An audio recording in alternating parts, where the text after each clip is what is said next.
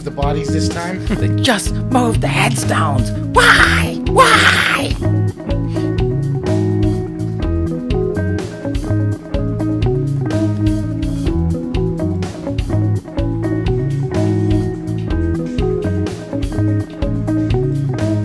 Pod track, okay.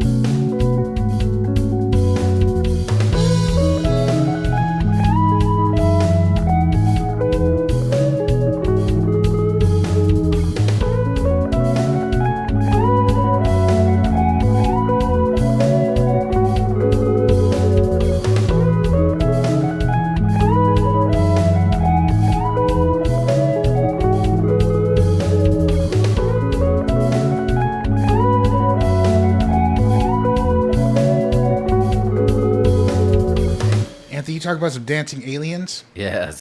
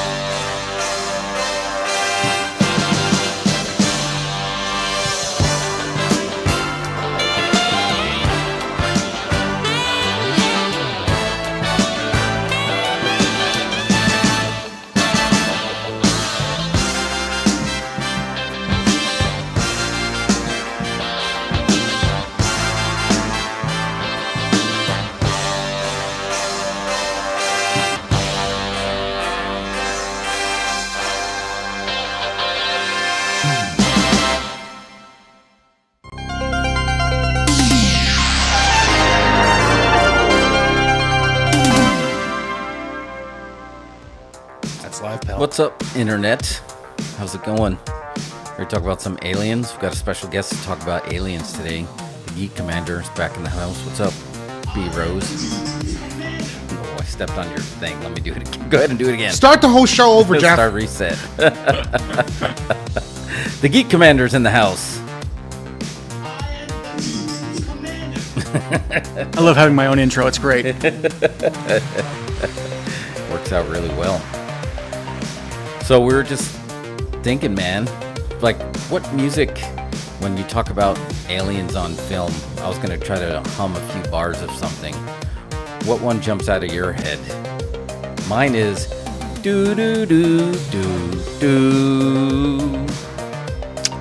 Man, alien music. Is there one, or is that the only one? Maybe that's the only one. I mean, it's kind of like in terms of like music, there's not a whole lot. I always think to like just go to film scores, and so I'm thinking like Close Encounters of the Third Kind. Yeah, that's it. I mean, I feel like, well, we'll get into it. We don't want to spoil too many of the films, but I don't know if you know this or not, Geek Commander, but we're talking about aliens on film, but you know they're also real, right?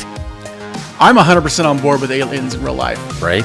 Yeah, I'm 100% on board. I don't know where they are, when they're going to show up, but I'm not ruling it out. I'll say that. Clearly, aliens are real. That's why they made films about them. Exactly. Nobody just makes stuff up and shoots a film about it. No. I love that there's an alien in the back of some random matinee at 2 p.m. and like, oh no, that's bullshit. That's not real. That's not what we would do. I'm tired of all the stereotyping. Yeah, But if you think about it, that there are enough stars in the galaxy where each person on the planet, like billions, could have 3 stars just to themselves. And if they all have a system, odds are it's going to be something there. Or it's just construction paper with light pushing through it, like a light bright in the sky as part of the simulation, and they just didn't program aliens in yet. One or the other. Did you ever have a light bright? I have one in my office right now. I have a little mini one. You do? But I have it. I bought it, and it's a little battery powered one. And it's got a little paper slide where they've got little templates and whatnot. And I was like, to hell with that. So and it comes with little pegs. And so I put a little penis. And then it sits right on my desk. Wait, what happened? Yeah. I missed part of that. Light bright penis on my desk. Like sounded like Ned Flanders on The Simpsons. Penis! Yeah, penis! Yeah. I keep it where no one can see it because I don't want to be an HR violation. But yeah, I've got it right there on my desk. Oh, man. Yeah. That's a good segue because, I mean, if you look at the stereotype of the Greys, kind of looks like a penis. It kind of looks like a penis. But they're the small, round-headed, genderless beings for the most part, right? That is the stereotype of aliens, how we were taught it by Hollywood. And Hollywood doesn't teach weird stuff. They're usually pretty accurate, right? Yeah. Well, that's the nice thing, too, is like aliens have kind of become... You're starting to see, especially in movies and TV, how people have gotten so tired of it, so they start going out there and coming up with really cool, inventive designs. That's what's nice is, in the last 30, 40 years, we've gone from the little green men, and we've gotten to, now they're just, it's anything you could possibly imagine. Yeah. The first time, and we'll start talking about the first time I was ever introduced to that theory that, like, the little green men were a stereotype and the aliens could look different was the episode of The X-Files, when they had an episode where these little green men were abducting people, and then they weren't really aliens. They were working for the CIA, FBI, the smoking man. They were part of the crew, and then real aliens came that looked like freaking minotaurs and like bit off their heads, and they abducted the fake aliens. And then it hit me like, oh, okay, so there could be other shaped aliens, and they could be pretty rough looking. So that was the first time I really started baking my noodles sometime in the 90s. Mulder, Scully, I want to believe. They taught me something that day. Just so I can tie it into what we're normally talking about here, how do you feel about aliens that look like humans? I mean, there's got to be some kind of shapeshifter, so I don't see why not, right? I'm totally think it's very Very plausible. I have heat with aliens that look like humans, honestly. Unless they arrive in a different form, then take a human shape. But if they're just like humans that are green, I just think that's lazy on the universe's part. So I know we're talking we're going to be talking best aliens. So let's before we get to there, let's tie it into our normal speech. Suburban Commando. We get Hulk Hogan and The Undertaker as aliens. That's right. How do we feel about that? Pro wrestling aliens? I mean, if anybody that's going to create some kind of space, kayfabe in space, it's going to be wrestlers. So I'm totally on board with that. Yeah, that was when I was looking at my list and I'm like, I don't think I'm going to talk about that, but I could at least bring that one up. Yeah, you can bring it up. They were aliens in that movie? Yeah, Yeah. they were all, they were intergalactic bounty hunters. Yeah. And that was actually before Undertaker had signed to become The Undertaker, right? He just It was very, I don't know if he may have kind of just started, but he was basically an unknown. Yeah. Is this before or after he chokeslammed you, Jeff? Oh, way before. Like way before. Way before. Yeah, this is when he was a greenhorn, when he was a rookie. Well, a rookie to WWE. I mean, he was Mean Mark Callis. He was the Punisher in world class. So this was his WWE rookie years. So Hogan was still kind of a bit of a box office draw, if that was it, because it was a little bit after No Holds Barred, right? Was that his second one? It was that. It was right around the time he was doing that, and then he did I think it was Mr. Nanny, Mr. Name. and a couple. He had a little string of his kids' movies before he did the fourth Three Ninjas movie. Oh yes. That's a lot of ninja math. That's Yeah. a lot. That's a lot of ninja math. But yeah, I don't know. I consider that bad alien. But if you think about it, if they were going to come here, they would have to be able to adapt to our environment, right? So they need H2O. They need water to stay hydrated. They need to breathe oxygen, right? They need that to breathe. So they have to be somewhat similar, I would think, right? Or like you said, unless they morph into it. Yeah. But why would you come to this planet? And we'll talk about this in one of my movies. Why would you come to a planet that you're not compatible with if you're already kind of advanced? Like, clearly, like, Elon, who's one of our aliens here, he's trying to go to Mars. And I guess they'd be like, why would you want to go to Mars? It's not compatible. You're not going to be able to breathe. There's no water, despite, or maybe there is. No, Please totally. hurry up and There's go nowhere there, to Elon. charge your Tesla. Yeah, you can't On charge Mars? it. There's just that one Tesla that's floating around in space right now, right? There's no Twitter. No one hears you tweet. Yeah, that's very true. That's very compelling to go to Mars. Yeah. Get your ass to Mars. All right. So should we start this? We're Let's gonna start this in honor. Let's just bring it up, right? In honor of the movie that's dropping this week, right? Alien Romulus, which is getting good reviews, and I think neither one of you are 100% on board. I know, Mario, you're a fan of the director. I don't know if you're a fan of the brand, but I just thought it would be a perfect time because I think it's going to win the box office this week. It's getting good Rotten Tomato reviews. I don't know who asked for another Aliens movies because I feel like there's been a lot of whiffs. But yeah, in honor of the Aliens movies, like, let's talk about some of the hits that did actually hit, because there's a lot of Alien movies. Tons and tons and tons. Yeah. So Geek Commander, B Rose, since you got the conch. You want to talk about one of your faves? So if we're going to talk about, that's my my clarification is this is by no way or means the best. These are just like favorites for me. Yeah, that's fair, because it's hard to get an order that you'd say it's a number one unless it's like a slam dunk like 360. Yeah, and they're It's not tough. always, some of the best ones aren't always the most interesting ones to watch, and vice versa. Some of the ones that are interesting to watch may not always be considered the best. And some of the worst ones are the best. Yeah. Actually. Yeah. So that. my first one is definitely one that for a lot of people considered not great. It was a complete box office bomb, but has since found its life afterwards. I remember getting a DVD of this and watching it and falling in love with it, and I watch it quite often actually.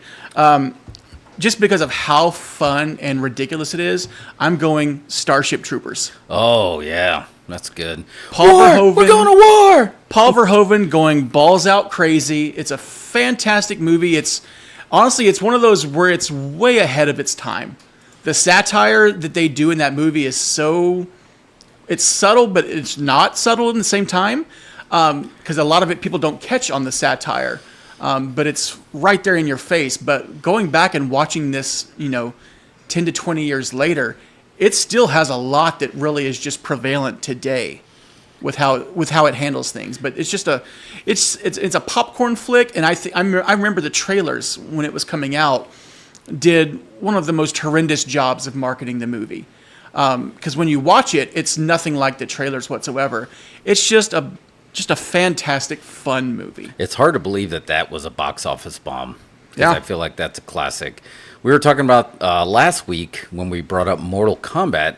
Anytime I hear "woohoo," I think of Starship Troopers. Right? That was a great trailer. Oh man, and that music really helped with the marketing. And I don't know if the movie helped the music or the other way around, but they are forever together in my brain whenever I hear "war." We're going to war. Woohoo! B Rose, I was absolutely going to say this one first. I had it pulled up on my screen just when you said it. Yeah, I made my list, and I was like, there's other ones that are fun too, but I was like, if I'm just talking the one that I love watching and I love rewatching, I love Starship Troopers. There are some awful line readings. The acting is kind of all over the place, but even then, the bad acting is kind of fun to watch. We get introduced to Denise Richards for the first time, who was just a smoke show. Oh yeah, she was. But there's just so many great just fun little performances. Michael Ironside is just so much fun to watch in this movie. Jake Busey's fun, and he's just the random things like him playing the violin throughout the movie and stuff like that. There's just so many weird random choices that they make, but it all just works if you just have fun with it. It's such a great watch. Yeah. So you this, you probably know this, Brian, and one of the reasons folks didn't really jive with this movie when it first came out was, I mean, it's full on satire, 100%. So much so that you realize Paul Verhoeven shot this like it was a Nazi propaganda film. Yeah. He casted it like it was a Nazi propaganda film. That's why he's got these like soap opera faces in there, like Casper Van Dien and Dina Meyer, Jake Busey. This is like This is who Hitler would have cast in his movie. Yeah, and you can even see it in the logos too. Like the logos, it's all very Nazi propaganda-ish. The sort of the inner. Well, I love it's part of Verhoeven's style where he does the news interludes throughout. That kind of stuff. And clearly, if you watch this movie, humans are the bad guys here. Right? Oh, 100%. The humans are the ones that are invading alien space, right? And then if you go back and you study, you look over the scene where they shot where they got bombed or whatever, the aliens launched a meteor at us, right? Which kicks off the whole war. It's completely impossible that even happened at all. Yeah. There's no way a bug can shoot a meteor from light years away and land directly on a city on Earth. It's absolutely impossible. There's no way. So it starts off essentially with a false flag. Well, also too, you can definitely 100%. tell they're going the whole Nazi, like the really Aryan kind of look, because we've got Casper Van Dien, Dina Meyer, Denise Richards, Neil Patrick Harris. We've got these four are main characters, and they're all based out of Buenos Aires. Yeah. And that's what gets attacked, where home gets destroyed. I'm like, that's the whitest thing that you could possibly have done. Isn't that where the Nazis went to hide? Just throwing that out there. It's possible. Do you want to live forever? That does not get you fired up. But we were talking about this last week too. I said this is kind of an unofficial satire sequel, satire trilogy, right? When you have Starship Troopers, RoboCop, Total Recall. That is the satire trilogy. Is that fair to say? You believe I sent this to Mario. Would you put those three together? They definitely share Like the thematic elements and the tone of each one. Yeah, I mean that you could definitely call that the Verhoeven triple pack and Yeah. put it on a disc and sell that at Walmart. Yeah. Would you like to know more? Yeah.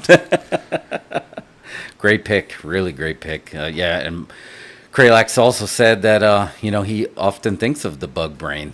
And you think about it, if you are an extraterrestrial alien, are you more likely to be like us, or are you more likely to be like the bugs? Probably going to be more like the bugs, right? I mean, There is no bugs. That's kind of the part of the propaganda, the Nazi propaganda part. It's like the dehumanization of another race. Oh man, so you think that's why Black Mirror did that? Remember the contact lenses that they made the people look like bugs, so the soldiers wouldn't feel bad wiping out these races because they thought they were wiping out bugs. Exactly, yeah. But when you knocked out the glasses, you saw that they were actual people. Right. Oh man, so you're saying this was there first? Yeah. Yeah, you'd have to be. Again, this is like that trilogy. This is like a movie. Like it's like shot in a way that we would be watching this somewhere like in a theater in the late 1930s and be like, man, we got to join the army now. This is awesome. Let's go do you this. get all fired up. Yeah. No, 100%. Maybe Silicon Base, Sat Trilogy. Speak for your own bugs, Mario. Great pick right out of the gate. Boom! Just what a big blow. Just a big body blow right out of the gate. All right, B-Rose, you want to do another? No, Or we're you- going around. Oh, the we're table going now. round and round? Yes. Or you want to go? No, you go. You want me to go? Yes. All right. Well, you threw a big body blow right here. What is the brain bug thinking? He's scared. Yeah, and that's like the end of the movie. Yeah. He's afraid. He's afraid. So, this one's tough, man, because the main. You know what? I'm not going to do this first. I'm going to save it because I don't know if we want to start off with this one. Go ahead. There's no particular order. Yeah, I know, but this is a big blow, man. But it was really one that really started to get me thinking about what type of aliens are really out there. But, you know, this actor's canceled. I don't know if the movie's canceled. He also has. There's an actor in this movie that is in another movie about aliens that is on my list. Does that help you at all on your guess? 2001. I'm gonna say it. If you're gonna say Kevin Spacey and K-Pax, Yes. You can you still talk about that? I think he's making a comeback. Are you allowed to talk about that? I'm pretty sure you can. it depends. Are you gonna talk about K-Pax? Yeah, I'm going to talk about K-Pax. So if he stays canceled, can AI just replace him with somebody else so we can still enjoy how good this film really was? Is that a possibility? I don't know, but I'm pretty sure he won't remain canceled. No. Yeah, Hollywood loves a comeback. He'll be back. I think he's already working his way back. I thought he was in a spot. He's about to be in something. But this was one of those movies. Like, did you like K-Pax? And this was before, obviously, all the stuff came out about him. I watched it once, and I remember not being a huge fan of it. No. And as much as at that time, at that time, was a huge Kevin Spacey fan. Yeah. But yeah, that was one of those ones I was just like, okay. I don't know, and I guess we're going to accidentally throw spoilers in here for other films when you come there. But to me, it had such a vibe like Cocoon, which was another good alien movies. But it was just a simple line that always sticks to my head. He's just like, "Oh, you can travel faster than the speed of light," and he's like, "Prove it. Do it right now in front of us." And he's like, "Okay, hello, goodbye. I just did it." And then you're just like, "Wait." Just blew my mind because you really just did it. And then the whole thing was, was he or wasn't he was a really great concept, right? Because now all of a sudden he was really with it and he was aware. And then when he's like, I'm going home, and then he goes home, but the body's still there. Like he possessed the body, and now he's the vegetable. So did his consciousness really just leave that body shell? To me, that'd be like, okay, so if alien was going to come here, now you're talking about some kind of like extraterrestrial possession. If you were here, if they weren't a physical body anymore, if they were a light body, could they jump into your body like that and take over, basically puppeteering you? And that's how you're able to travel through time and space if you don't have the confinements of a physical body. So there's a lot. To me, that's when they really started to, again, wrap your brain around. After watching some X-Files, like, oh no, you're looking at it wrong. There's a new shape. Just go like this, and then you're like, mind blown again. But again, I feel like I don't even know if you're allowed to even talk about it anymore. I think it's fine. I mean, people still listen to Michael Jackson's music, so I mean, it's That's really true, man. That's true. I think Craig liked to put it best. That's the pitch. What if One Flew Over the Cuckoo's Nest was a sci-fi movie? Then you got K-Pax. Energy matter times light squared. Man. See, there's just a lot. It was good. I felt like I went to school, but it was infotainment. Yeah. I learned. So I'm gonna leave that. I'm gonna leave it in there as a movie that it's worth checking out because it has Jeff Bridges, who's also on my list. Jeff Bridges is in that one? Jeff Bridges is the doctor in there. Really? Yeah. And Why is he not on the poster? He is. He's kind of like a background image in the poster. Wild. But the spoiler is obviously he's on my list. He's in a movie that's on my list. But we'll talk about that later. K-Pax is also a very popular brand of tobacco vape now. Is it? You can get them at, Have you like tripping out? any gas station. Cool. So I'm going to drop one. I'll drop the next one, and I might as well drop this one in before anybody says it. Huge on the alien scene, and I think this made many people very sick. I think a lot of films about aliens, they don't really get over on the first viewing, right? No, it certainly does feel like that. I feel like they're always just, yeah. But anyway, I'm going to go with The Thing, Yeah. which is a remake of what? boom. The Thing from Another World, which, did you know, is the first talkie that was about aliens. Or an alien. Really? That Yeah. was the first one. That was the first talkie. Like A Trip to the Moon, George Millier's Trip to the Moon, featured aliens in it. But I mean, they had no idea what aliens look like, so they didn't even. It was just. They didn't even try. It was just guys in suits, on the moon, whatever. Suits made of moon rock and stuff. But yeah, I'm gonna have to go with The Thing. I remember when this one came out. I remember. Did you used to watch like Bill Harris and stuff like that on Showtime? Bill Harris will talk again. Yeah, exactly. I just remember everyone hating this movie and talking about how disgusting it was, and they couldn't even really show clips because it was so gross. You know, Yeah. this and everybody hated it, and it came out like a month or two after E.T. Right. And who the hell watches E.T. now? Who cares about that movie? No one watches E.T. Has anybody watched E.T. in the last 10 years at all? No. They never play it on TNT. They never show it anywhere. No, Anyway. you're right. This one, what? Now everybody thinks this is like an all-time classic. You ask John Carpenter about it, he's like, yeah, who cares? I didn't make any money.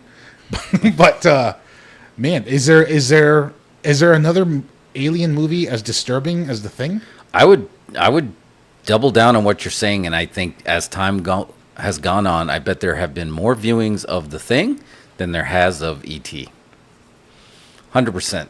And it just did something it came out at the right time, and the practical effects, and again, we're talking about the extraterrestrial possession. The hook of that movie of just like, it could be any of us was so powerful, right? It's just, when you got one boogeyman and you know what you're looking for and you're running from, what you're looking, but when the boogeyman could be right next to you and you don't know if it's taken over, that's just so compelling. And the fact that it was a shapeshifter that you could actually see shape-shifting. And it wasn't just like, it goes shape-shifting. It goes out of focus and then it comes back as another guy.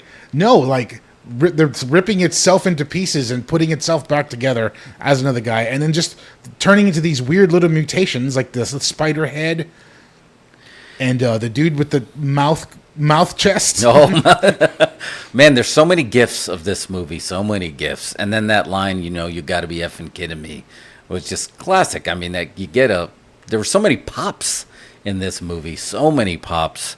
And like Cray says, it's probably one of the most ripped off IPs of all time now. It's got to be, yeah, because no one saw it, so they rip it off. Yeah. Everybody loves it now, though. Yeah. No, But John Carpenter could not care less. I didn't know yet. It's a shame that he didn't make any money on this because it's so good. And Mario, I don't know. We're talking spoilers on this one, right? Let's talk about how It came out in '82. Yeah, people have seen it. we're safe. Yeah, if you haven't seen it by now, then So you're on your own. So I don't know if you came up with this theory or you have another theory, right? The ending of just like, let's just see what happens, and it's just a showdown between which one of them, if one of them is the alien, and the movie ends, which is a very like almost a '70s darker ending. Yeah, definitely. You know what's going to happen, but you have a theory of what may have Well, happened, right? I don't think it wasn't my theory. I've just heard lots of theories about it. And I think it's the one I subscribe to. Is that at the end we have Childs and McCready sitting down, right? And McCready gives Childs the Jim Beam to drink, and Childs drinks it. And then McCready never drinks the Jim Beam. You know why? Because that was a Molotov cocktail. So it was. You saw it turn his Jim Beam into Molotov cocktails earlier. Yeah. So he drinks the Jim Beam, and now he knows that he's the thing. That's so powerful. Man, that's so strong. I don't know that that's... I mean, John Carpenter says you can figure it out if you watch the movie close enough. But Okay, so he put that out there. Wow. I love that. I love that there's a chance that the ending was right there in front of us all along. I love that. Over the River and Through the Woods said it's the prelude of the Antarctica connection regarding aliens hiding out there. I mean, that's probably one of the first movies that does that, right? That talks about that's basically where a lot of the alien bases here are on Earth, because how many people actually go there to check it out and confirm? Yeah. And you can hide under the ice. I mean, it was right there. And do you not look at a Siberian Husky and not think, or was it an Alaskan Malamute? I don't know the brand of dog. And look at him and just like, Speaking as someone I will who never owns, pet those things. I own a Husky Malamute mix. Oh, you did? Yeah, and he's a big dumb animal, but he's also, I'm like, oh yeah, he could kill something. You look at him, dun dun dun, dun dun dun. Oh man, we're coming out swinging with these movies. We are coming out swinging. What was so sad was they did that prequel not too long ago. I guess it's probably been 20 years now, but like they did the prequel with all took place at the Nordic base. Yeah. And they tried to just they shot all the effects practical. They tried to honor the original. And like we're totally going for it, but apparently when the studio saw it, they're like, "No, this is gross. Just put CGI over it." Ugh. And they CGI'd the whole movie instead. So I really wish they could somewhere find that footage and just release it as with a practical effects cut. That would be good. And I haven't watched that in a while, that prequel. Yeah. It's not the worst movie, but the effects are the worst. The 'Cause they effects are CGI. awful. It doesn't make any sense. Unrelated to aliens, but Michael Keaton only agreed to Beetlejuice if they kept the CGI to a minimum. Because he wanted those practical effects. Yeah, he saw the Flash and was just like, yeah, Yeah, no more of that nonsense. yeah. All right, great call. Great call. All right, B Rose, you're up. Got another one for us? Yeah, I'm trying to narrow down my picks here. I mean, I'm gonna take this. I'm gonna do what Mario did. I'm gonna take. And this I kind of gave you a segue if that one's on your list. Well, I'm gonna take this one before someone else does as well too. Because this one does do. It's heavy CGI, but it's one of the most practical looking use of CGI in an alien film. I'm gonna go District 9. Oh man, This one's one of those ones that blew me away with how good it was. oh yeah. I remember just kind of like, oh, it's an alien movie. You know, people are liking it, and so I just threw it in one day to watch it. And I remember the moment I watched the movie, I was like, this is just so fantastic. Incredible. And the CGI is fantastic in it. I mean, there's scenes here and there that might look a little wonky even today, but even watching it recently with my kids, like that movie it holds up so well, and the effects hold up really well too. It kind of introduced the world to Neil Blomkamp, who's been hit or miss since then on some of his films. We get the introduction to Sharlto Copley, he's fantastic in just about anything he's in. He's an incredible But just actor. I love the whole setting of South Africa and dealing with the whole, especially with South Africa's history of like apartheid and stuff like that. Right. You kind of see it in a new light with the whole racial speciesist aspect of it, with how they treat that. But I just thought it was a really great metaphor for, what they've gone through as well too, but kind of bringing the alien. And I love the designs of the aliens. I love that they look, they are a little more bug-like, kind of like Starship Troopers, but they're not like creepy bug. And they call them the prawns because that's what they look like. But I thought the creature designs on those specifically was just so well done and unique. And that's kind of what I'm looking for in my alien movies. I want stuff that looks unique. And I mean, the effects on that just look so fantastic even today. You got to kind of say it the way they say it, though, right? Because I know I did. Fucking prawns. Prawns. Fucking prawns. Which I believe is a slur, isn't it? Yeah. Yeah. It was a slur. You know, and this is another Alien movie. It might not be on anyone's list, but I think this borrowed some elements from Alien Nation. Remember that movie in 1988? Manny Patinkin, I think was in. They turned it into a TV series, but it was that whole feeling of just like, okay, what if they come here and they're like refugees and they need help, or they're just trying to find a home, and now they have to basically integrate themselves into society with a pretty racist race that all of a sudden, that, you know, when the newness wears off, then it'll be like, oh, wait a minute, you don't look like us. And things will get nasty. And I think Alien Nation touched on it, but this one really doubled down on it, and I think because of the South African apartheid connection. Yeah. Well, they also do a nice job, too. You kind of need to be put into the story as a bystander, and they borrow it from The Fly, where basically he starts, spoiler alert, he gets infected and he starts turning into one of them. And so you kind of start having the sympathy for the prawns because of, you see more of it through his eyes, which I think is kind of the key to the movie, is you don't feel that emotional connection to them until you see him interacting with them and kind of seeing what it's doing to him, and you get more of a glimpse at them specifically. What I really like about this movie is I think Neil Blomkamp kind of pioneered a style here where and a lot of films have done this since, but it's like it starts off in a documentary style. And yes, like full-on documentary, as we're addressing the camera, we're doing interviews. Oh, I've got this lapel mic, all that stuff. I think around that time, The Office was huge, so that was just the style that was in the zeitgeist. But it goes into about 20 minutes into that, it just kind of abandons that style and is just shot handheld the rest of the way, But that first 20 minutes, like, immerses you in the idea. It's a really good way to get all that exposition out of the way, And it's not just like, oh, we're, in another film it'd be like, folks are watching TV and this is playing in the background, But they just cut it like it's like a full-on documentary. Let's give you the breakdown, let's give you the catch-up, and then just slowly lets it go and just shoots the rest of the movie as if it were a regular movie. Yeah, no, and I loved that feeling because I remember him like he was so great because he was acting like, a documentarian and the way he was doing this. And then all of a sudden he realizes I can't be performing anymore because I'm starting to turn into one of these. And you actually felt when the narrative started to switch in that. And that just goes to show how great of an actor he really is. Good stuff. That was yours, right? Okay. Yeah. So I'm going next. I'm going to go with another one that I remember watching this and just feeling blown away by. I felt like Ralph Wiggum, right? I'm learning when I watched this movie, and it's an adaptation of Carl Sagan's novel, was Contact. That was another one that just blew my mind. And granted, now the aliens in it really didn't get there until the end, right? So it wasn't a part of it, but it was the whole setting up for it. And I just remember being blown away that of just like, wow, they just sent this stuff like, wait, why is that a picture of Hitler that came back from space?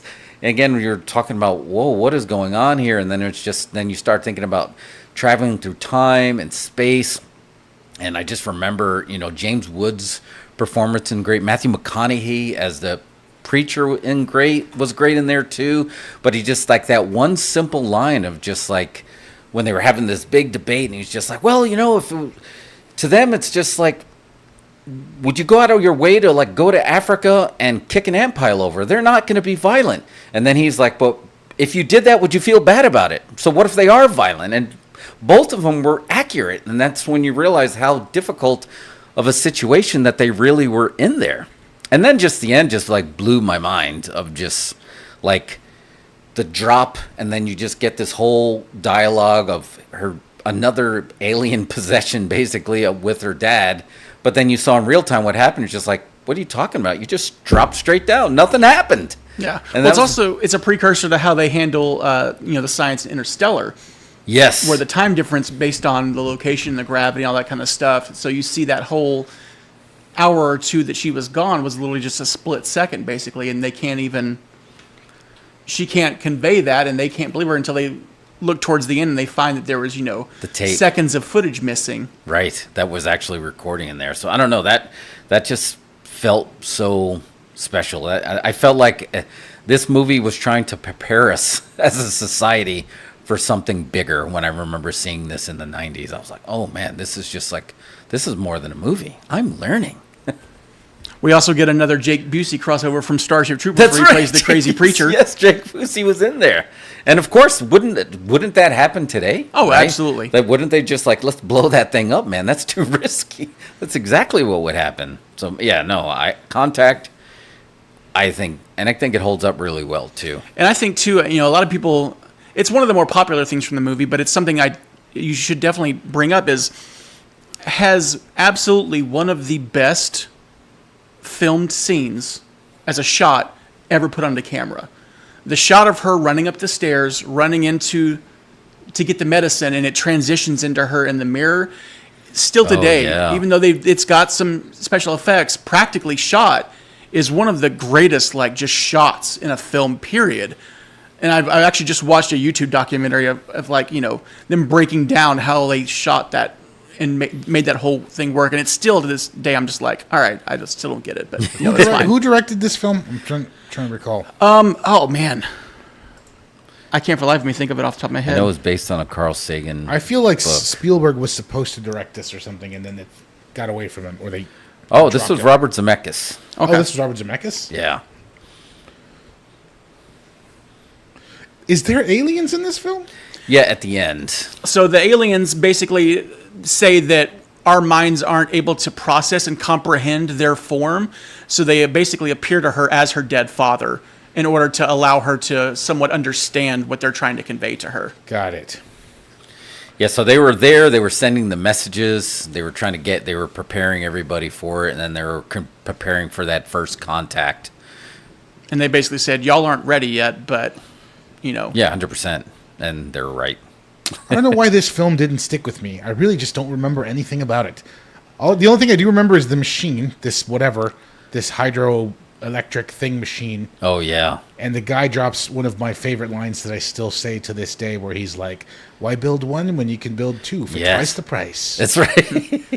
Yeah, that was such an important part of the movie, too, because you're like, oh, crap, it's over. Oh, Kralak says they provide the blueprints and the messages. Yeah, how to build the machine. Yep, that came in there. Because I think it came out 97, 98. Yep. Because I was in high school, and when I was in high school, I hated science. So I remember watching the movie and just be like, But then, since then I've become a huge science dork. And then I want to say probably the first time I rewatched this was about 15 years ago. And I watched it again recently, like in the last couple of years with my kids, and found a huge appreciation for it. I remember the first time just not caring because I didn't care about the whole science aspect of it. But I really like the steps they take in the whole religion versus science debates and stuff like that. And so it hits a lot harder for me now that I'm out of high school and watching it. There's definitely a lot more that I find that I like in it. Yeah, and just time dilation, like Kralak said, is just science, right? And they were just playing with that. And it just, at the time when it was like your first exposure to it, I feel like, it was the Interstellar of the 90s, 100%. That's a good comparison. All right, Mario, you're up, man. I'm up? You're up. Okay, I had one, and then I was going to put another one ahead of it. But I know this is so hard. I'll just do the one I was going to do anyway. This one, what year did this come out? I don't know when this came out, but this movie I love so much because to me it kind of captures the spirit of like what an alien should be in a film. I think, in my opinion, Yeah. something that just sort of lands on Earth and is strange and becomes, horribly dangerous immediately. Mine was my next one is Attack the Block. Have you guys seen that? Oh, yeah. It's on my list here. All right, mark it off your list. I got it already. I thought it was going to be Kralak said Space Invaders, but yeah, Attack the Block. Attack the Block is so good. Yeah. I love it so much. It's just like... that movie is like not only is it good, it's like special. It just feels so different. And it's like, yeah, it's sort of like it's got a Spielberg vibe going, but coming instead of like whatever suburban California, it's like the ghetto in London, and the kids are all kind of dicks. They're like they rob a lady in the first scene. That's how they're introduced. The 13th Doctor gets robbed. Yeah. But when the aliens drop, I really like how the aliens were. If you could see, like in the photo, they drew them up. Oh, they drew them up like. It's this. Yeah. Do you remember? I don't know what video game it was, but it's the video game with these creatures on the side. You know what I'm talking about? I know. Is it space? It might be Space Invaders or Miss. Oh, they were painted on the side of the side of the cabinet. Yeah, I think it was Space Invaders. But it was these creatures. Sorry, you can't see it, B-Rose. But like they sort of took the inspiration from that. I don't know what game it is. Let me look it up. It's an incredible movie. Really, I'm really surprised that. I feel like some kind of re-release. I don't know if somebody I don't want them to ruin an IP like that, but it's just such a special movie. Anytime you bring it up with someone, everybody just lights up when you talk about it. Well, the creature designs are fantastic. You've got John Boyega, who kind of becomes a star after this. He did, yeah. And he does so great in this. It's for being kind of an unknown, he kind of really does kind of steal the spotlight. And then, Jodie Whittaker, I remember loving her performance, and then, she becomes the Doctor, which is even better. But it's just and you've got a great little appearance by Nick Frost as well, too. There's but for the most part, it's a lot of unknown younger actors. But it's just a great overall film. I haven't watched a lot of Joe Cornish's stuff, but just the whole vibe of the movie, it's one of those movies that just seems cool when you watch it. Like, it's just a cool movie that just happens to be about aliens. And it's a feel-good movie by the end of the movie, It is, yeah. And you get swords and dynamite and all kinds of stuff. I mean, it's great. I'm going to have to watch that, actually, after I want to watch it again, for sure. But, if you didn't see it, Jeff, here's those. That's what I'm talking about, the game. Oh, wait. Oops. Let me put this over here. The game cabinet. See, they yes, they modeled it after these creatures. The OG Space Invaders cabinet, yes. That was a nice little shout out for them to do that, too. Great soundtrack, if you get the soundtrack. Yeah. And I think Talib Kweli did a whole album just with the soundtrack as well. Like, there's two versions. Man. Great alien movie. Yeah, set in England. If you're in the mood for an alien movie. Because I'm a poster nerd as well too. There's a fantastic Mondo print that Tyler Stout did for Tactile Block. It's fantastic. And actually, Tyler Stout and then another poster artist from the UK, Matt Taylor, they've both done some fantastic Tactile Block prints, which are just beautiful to look at. Oh, nice. All right, B Rose, you up? All right. I can't decide if I want to do another serious one or if I want to go more comedy one. There's one that's still kind of... I feel like we're doing a fantasy football draft, and there's a couple that are still... I was like, I can't believe some of these are still on the board. Yeah, exactly. I think I'm going to do another serious one, and then I'm going to save my fun comedy ones for my last one. So the next one, honestly, in terms of the creatures, it's almost like the aliens were going more monsterish. But this one is just a movie that I think a lot of people knew of, and it didn't do great at the box office. And I think part of it is this movie had one of the greatest titles ever thought up, and then they completely discarded it. Like, this title got focus grouped into non-existence, and I think it was to detriment of the film. Tell us what that title is first before you tell us the real original title. Film, and they used it as like a tagline, was called Live, Die, Repeat. Oh, and it's Edge of Tomorrow. Yeah. Okay. This movie is just flat out so much fun to watch. Yeah. It's got fantastic performance. It's got a great concept. The creature designs, there's not much that's practical. It's a heavy CG. They still look cool. They look dangerous. They look scary. Oh, yeah. The whole structure of them is frightening. The kind of hive mind, the way it works. But I think that this movie does a lot of interesting things where it very rarely goes where you think it's going to go. It's always kind of shifting and pivoting to a different thing that you think is going to happen next. It's got a heavy influence from Groundhog's Day. I mean, it's pretty evident. But so it's not like the most unique concept, but bringing it and tying it into the whole alien invasion thing is great. Cruise is fantastic, as he usually is. And just it's a fun movie to watch. There's great performances. Emily Blunt is fantastic in this. She's kind of one of the, especially when you look at her in the outfit and whatnot, it's very Ripley-ish. Yeah, in terms of having the kind of badass female. This movie is one I love rewatching this. I rewatch it from time to time. It's so much fun to watch. It's such a great movie. And so this is definitely on the top of my list. I think like movie society was ready for that video game type movie for it to happen. I always think of this as video game the movie. Yeah, in a lot of ways. Well, you said the original title was Live, Die, Repeat, right? Yeah, Live, Die, Repeat was the original title. I always thought the title didn't make any sense. It was like, why is this called Edge of Tomorrow? They finally got rid of that, right? Like even I think a lot of the box art is like Live, Die, Repeat. Well, they still use they added on as like it's almost without the colon. They just put Edge of Tomorrow, Live, Die, Repeat. Ugh. But Live, Die, Repeat is Somebody just needs studio to get notes, man. fired. That is a title that sells. I don't even care what the movie's about. Live, Die, Repeat sounds great. I'm automatically in the theater to watch that. Edge of Tomorrow sounds boring. Exactly. No one's. Yeah, I thought it was like a Mel Gibson like crime thriller. Yeah. It's like, what is this?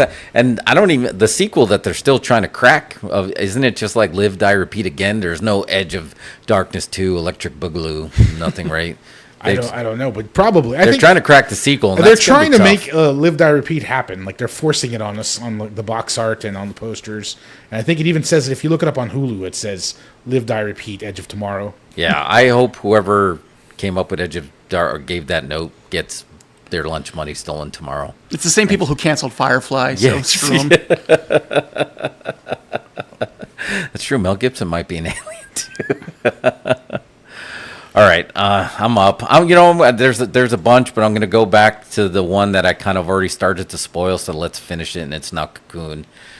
This is the better early '80s alien movie, and it's Starman. Starman with Jeff Bridges and Karen Allen, Jenny Hayden, Bullseye. So good. So good. And again, I don't know, maybe I'm seeing time dilation I keep leaning towards, and I keep leaning towards this extraterrestrial possession, like the idea of that you don't know what they look like, so they're going to take the form of someone you recognize or someone you love just so your brain can handle it, because your brain might not be able to handle what it looks like. But to me, this was better than E.T. I'm just putting it. Or nobody likes E.T. Don't compare things to E.T. I think that's just a rumor. This was adult E.T., right? Of just like this is what E.T. could have been. But it's the whole thing. And I was going to talk about this movie as possibly on my list, but I'm going to bring it up because it's important, because it was a terrifying movie, was Fire in the Sky. There's just something about like when you're in the woods, right? That movies are scarier when they're woods, so you're like kind of defenseless in there. And that's kind of where they were. Like it was pretty rural where they were staying. Rural juror. Can you say that? Rural juror. Rural juror.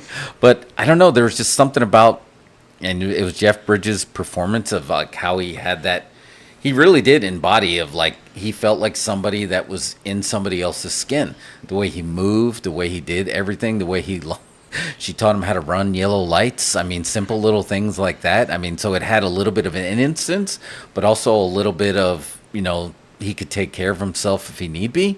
But yeah, it was one of those movies that my parents was watching and like, oh, that movie's going to be boring. And then you're sitting there and you're crying and you're watching it with you. It's like, oh, look, he liked the movie. Can I just say, this is also a very ripped off movie. Yeah. I think John Carpenter's films are pretty ripped off. I feel like the discovering food in a diner and eating a bunch of food is an often repeated thing, Yeah. It is snagged a lot. I love this one a lot. Yeah, this one is... John Carpenter was just so awesome in that first half of those. Like, you look at his list of bangers, the first half of the 80s. I mean, he was just classic after classic. Soundtrack is super cool. And Karen Allen, I feel like she didn't have that many big roles, right?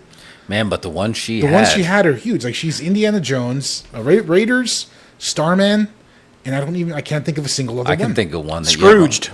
Scrooged. Okay, yeah, Scrooged. I can think of one that you're going to be watching soon. The Wanderers. Oh, The Wanderers. She's in. She is. I said I in want the- to Wanderers and Warriors double feature first screening. Oh, that's a beautiful double feature. You know, Mike, this is a good way. Yeah, and I forgot this was John Carpenter too. Anthony hasn't seen Starman. You should check it out. Oh man, check it out. Jeff Bridges, Karen Allen. Mike compared this, and it's the same vibe. This is like 80s Starman is 90s Phenomenon, and that movie was also great. I loved Phenomenon. That was so when John Travolta was back on a roll, you know, and he was the angel, and then he was this. I mean, this was great, and just like the whole agreement that he had with the pencil, that's very much how it feels like how Starman felt like that, except his was a tuma, and Jeff Bridges was like, it's not a tuma.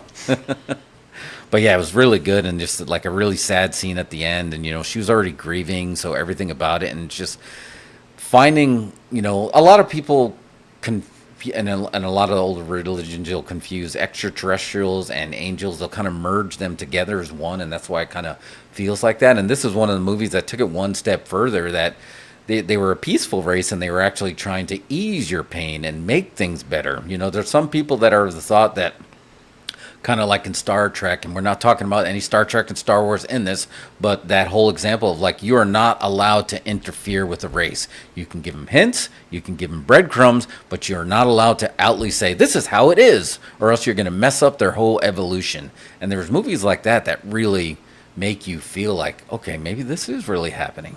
Mm-hmm. The whole road trip aspect of it. I mean, a road trip movie is always good.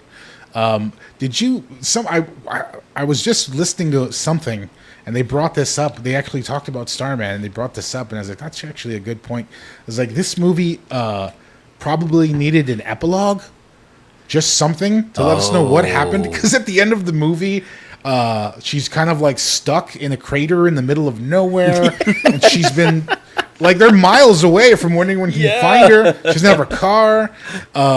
They're wanted by all kinds of authorities. It's like would have liked to see how this maybe got cleaned up a little bit, or did Karen Allen just go straight to jail after this movie was over? That's the epilogue, just her in a jail cell. That's how it, Pregnant, and she can't see her kid and everything. I mean, that's crazy. I mean, we know 70s had rough endings, and I think they were still like, this was early 80s, so there was a lot of stuff that was kind of left to the imagination, kind of like Hooper and Brody swimming back to shore, and like, oh, look, there they are. They made it. They didn't just drown or die of dehydration. That is. Did you know there was a Starman show with Robert Hayes? I of vaguely do Airplane fame? remember that. I didn't know that. I don't remember if he came back. I don't remember the whole premise, but I vaguely do remember that.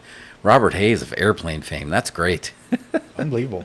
Kralak said, yeah, you're saying Michael is also an alien movie. And it's just like, yeah, I guess in a way the whole alien angel tie-in together could be there. Still one of the best things that lives in your head rent-free was Michael saying, you know, I came up with standing in line. Before that, everybody was just kind of mulling around. It's like, what a great, like, who writes? That was great writing. So props to that writer. All right. Is next? Is Mario's you? Yeah, you go, right? Am I after you? Oh, Yeah, yeah. Okay, yeah. I do have one. Hold on. Let me get the image. This one, I think, this might be a bit on the nose, but I was holding this one because it just is what it is. But I mean, what is it? 86's Aliens. Yeah, with an S. With an S that you put a line through, it makes a dollar sign. No, I think the hot take is, I mean, you prefer Aliens with an S over singular alien, right?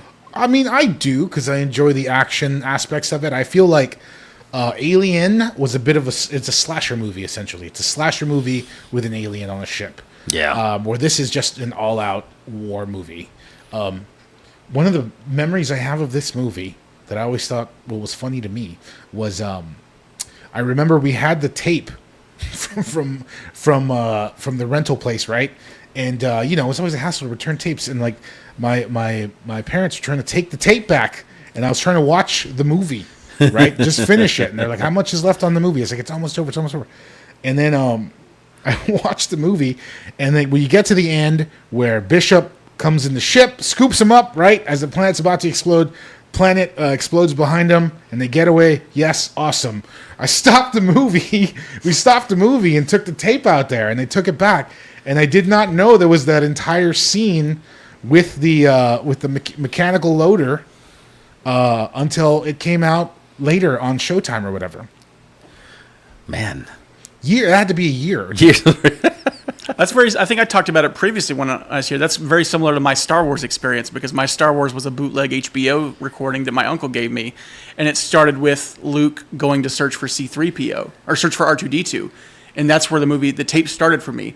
So I had no reference to the first 5-10 minutes of Star Wars. Oh, really? And remember, finally, it wasn't until I was in high school and got a DVD of it.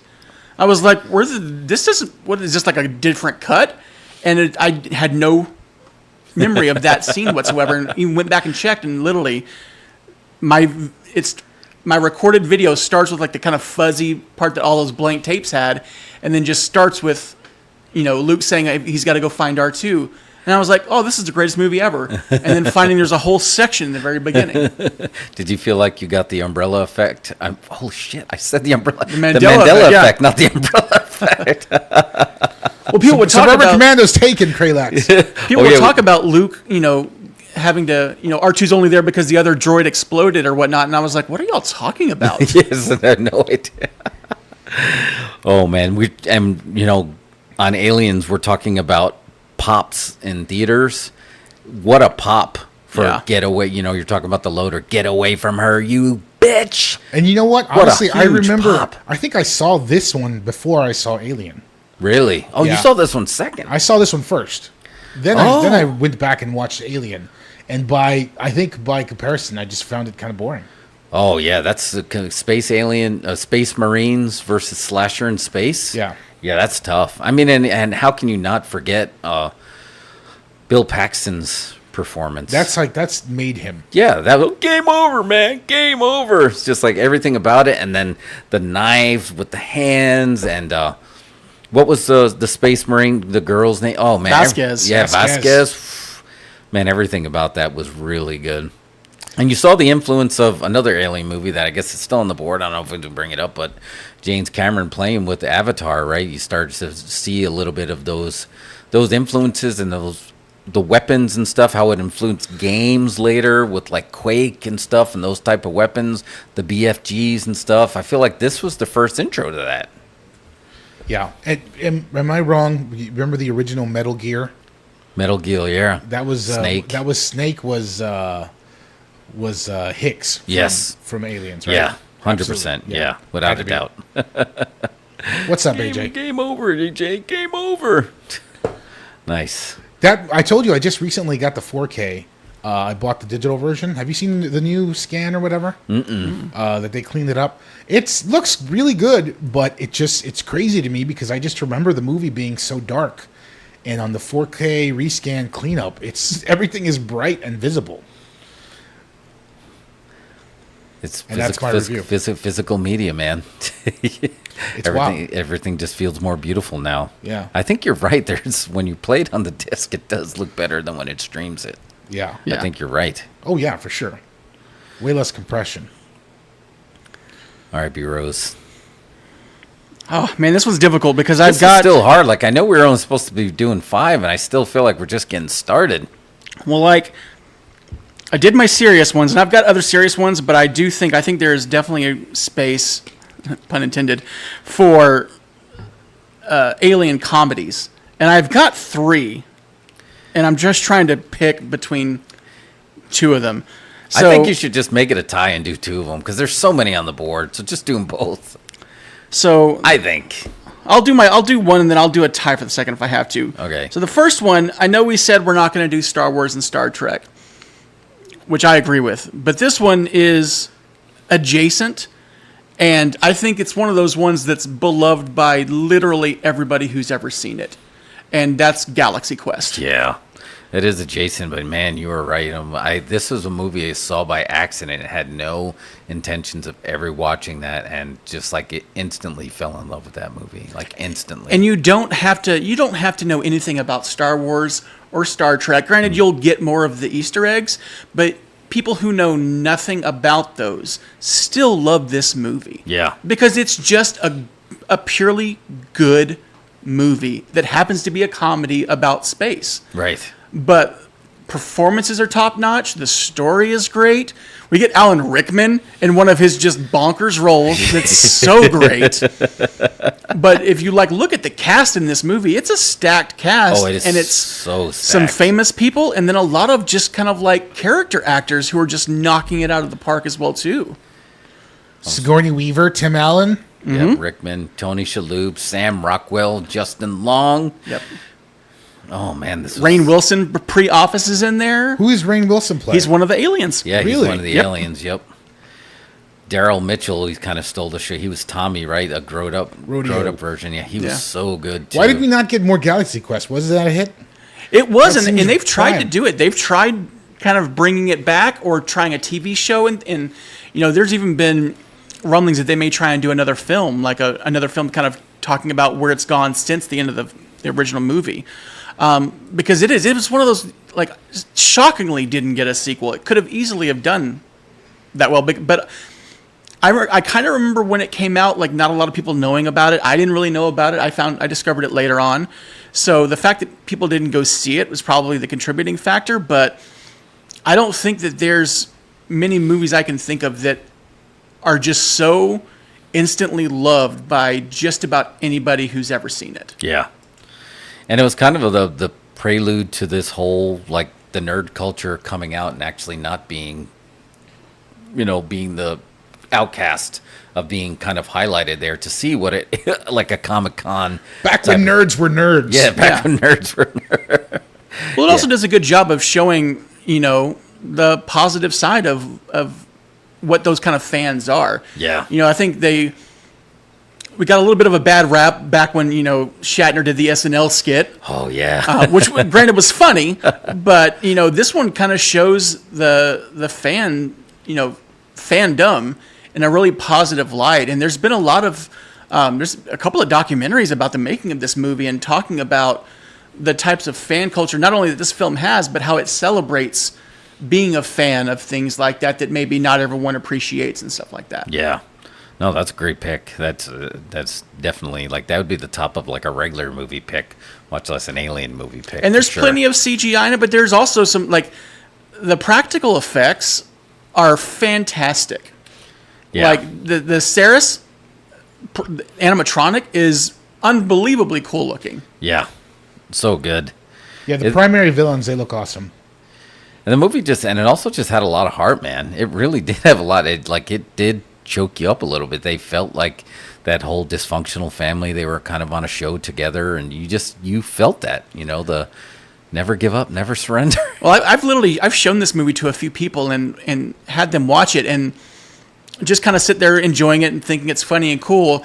And then, spoiler alert, one of the aliens ends up getting shot, and you get that scene between him and Alan Rickman. Yeah. Where he's telling him how you were always kind of like a father to me, and he says the line to him and everything, and you're like, oh my God. And people are getting all teary-eyed and stuff. I'm like, this is fantastic. Yeah, exactly. It really did choke you up, man. So it's supposed to be kind of like a whole, mockumentary type, I don't know. But yeah, it got you in the feels. It really did. What a great pick. Never give up, never surrender. And this was 90s Tim Allen. So he was peak. All right. Yes, Earth Girls Are Easy are still It's on the still board. on the board. It's still on the board Yeah. too. That's a great one. Yeah. Relax. Man, that is really good. Do you want to do your tie? Because there's so many on the board. I feel like just take it. Well, my tie is going to be 2, so I'll wait for my next go round. Okay. I'll do a tie for 2 for my next. I have a ones. feeling I know one of them, so yeah, I'm not going to mess with it. Because there's a couple oh man, there's so many. But I gotta go with this, and I'm just gonna say it, man. It's one that really stuck with me. It's on Quentin Tarantino's list, but that's at 1978. Invasion of the Body Snatchers was terrifying. Terrifying. There was just something about pod people, right? In the 70s, it wasn't something that you were real. And Mario, I think we found another movie that Karen Allen was in. I think she was in this. Was she in Body Snatchers? Yeah, I think she was in Body Snatchers. No, I don't think so. No? I don't see her in any of these photos. No, I don't think she was in there. No, Leonard Nimoy was. Yeah, Leonard Nimoy was in there too, which was a nice And little, Jeff Goldblum. was a nice little wink wink right there. But I don't know about you, just like growing up, there's a lot of like these single scenes that stand in your head. And spoiler alert, there's something about Donald Sutherland's jacket. Like just that, look at the wardrobe. Look at that picture right there. There's something about that. And we always talk about 70s movies are scarier. And this is a perfect example. This wardrobe terrifies me just seeing it. So then at the end, when Donald Sutherland has like these really striking features and these really large eyes, and he stands and then he goes, The most memed photo in the world, yeah. Oh my God, that really just like, as a kid, that just like really, really terrified me. So this is one that like, we're talking about scary aliens when we're talking a little bit like Fire in the Sky, which another one was really scary. I think I would put Invasion of the Body Snatchers. I did not see the 1956 version, but I don't know if I need to. Or the 1990s version, right? There was another one, wasn't there? Yeah, I think there's a 90s version. I think it was just called Body Snatchers, I think it was just called Body Snatchers. Yeah. I really like this movie too. One of my favorite things is I love the opening shot of this movie, where you just follow the spore all the way from another planet, flying through space. Yeah, that was through cool. everything, and then just all the way to Earth and landing on like a flower petal or something like that. Yeah. Yeah, that was really good. And this is another one that it's not. There's no jump scares. I mean, I guess that scream at the end is the only jump scare, but yeah. But it's just very slow, and things just sort of are happening in the background a lot. I think Shaun of the Dead borrows from this movie with the whole thing where you can tell things are starting to break down by what's happening in the background. Since you brought this one up, though, Jeff, can you explain something to me? Because one thing I never understand: what was up with the dog with the man face? That's another one, man. What was this thing supposed to be? Another one that just terrified me. But they don't ever. They completely no sell it. No, they did no sell it at all. It's like you didn't know. My theory on this was that somehow when they were growing the pod, somebody put the peanut butter with the chocolate, and you had like a fly incident in there, where they got dog DNA with human DNA, and then that dog head thing came out. Is my theory. But yeah, they didn't no sell that. They did no sell that at all. But that was another one that you're like, what the hell did I just see? Nobody even. Yeah, they don't even. They barely acknowledge it. He just walks away from it, and it's the most terrifying thing in the movie. Oh, that's normal. Yeah. Oh, it's just a dog with a man face again. Anyway, it just walks away from it. Oh man, But was so no good. Karen Allen in this movie. I don't think. No, so. that was okay. No. I think who was I got to think of that girl's name. Was it? She looks like Karen Allen. But She that's does look not like her, yeah. right? Okay, It wasn't Veronica Cartwright, was it? it is. Yes, that's who it is. It is? Okay. Yep, that's her. All right, Mario, you're up. You are up. Oh, okay, okay. I'm surprised. Here's another one that I think pretty much borrowed the Alien slasher formula from Alien, and then realized, oh, like people like action as well. So let's just do all of that together at once. And it was the original Predator. Yeah, Predator. What a great movie. it just hit at the right time, the right premise. It was a movie that was just instantly peak Arnold. You know, we're talking about peak Tim Allen. That was peak Arnold. But man, just to see, this felt like a super fight, because Arnold was just like, everybody knew who Arnold was, and you couldn't take it. And they're like, but what if a professional hunter from another planet came after Arnold? What I love about this movie is it takes the first 30 minutes or so and sets this up as if it were just a typical action movie, you know? It's like Arnold doing his usual gimmick. They're in the jungle, they're commandos, they're doing whatever, blowing stuff up, and then completely swerves us and turns into an alien slasher. Yeah. Oh man, this is so How many good. classic lines are in this? How many memed lines are in this? Oh, all of it, yeah. How many governors of California are in this movie? Governors of states. How many governors are in that movie? Yeah. I can't look at a disposable razor and not think, I was like, I wonder if I can just go, Yeah. and just like the whole, how the beginning credits, that you can set it to like sitcom music. Yeah. That worked out really well too. Oh, and the whenever when they're on the chopper and they're playing the Little Richard cassette. Oh man, everything about it, man. It's great. It was just and the first time I even heard about this movie coming out was through a wrestling magazine. Did you 'Cause really? Jesse the Body is going to Sure. be taking a hiatus because he's filming a new movie with Arnold Schwarzenegger called Predator. I'm like, Predator? What's that going to be about? Man, ain't got time to bleed.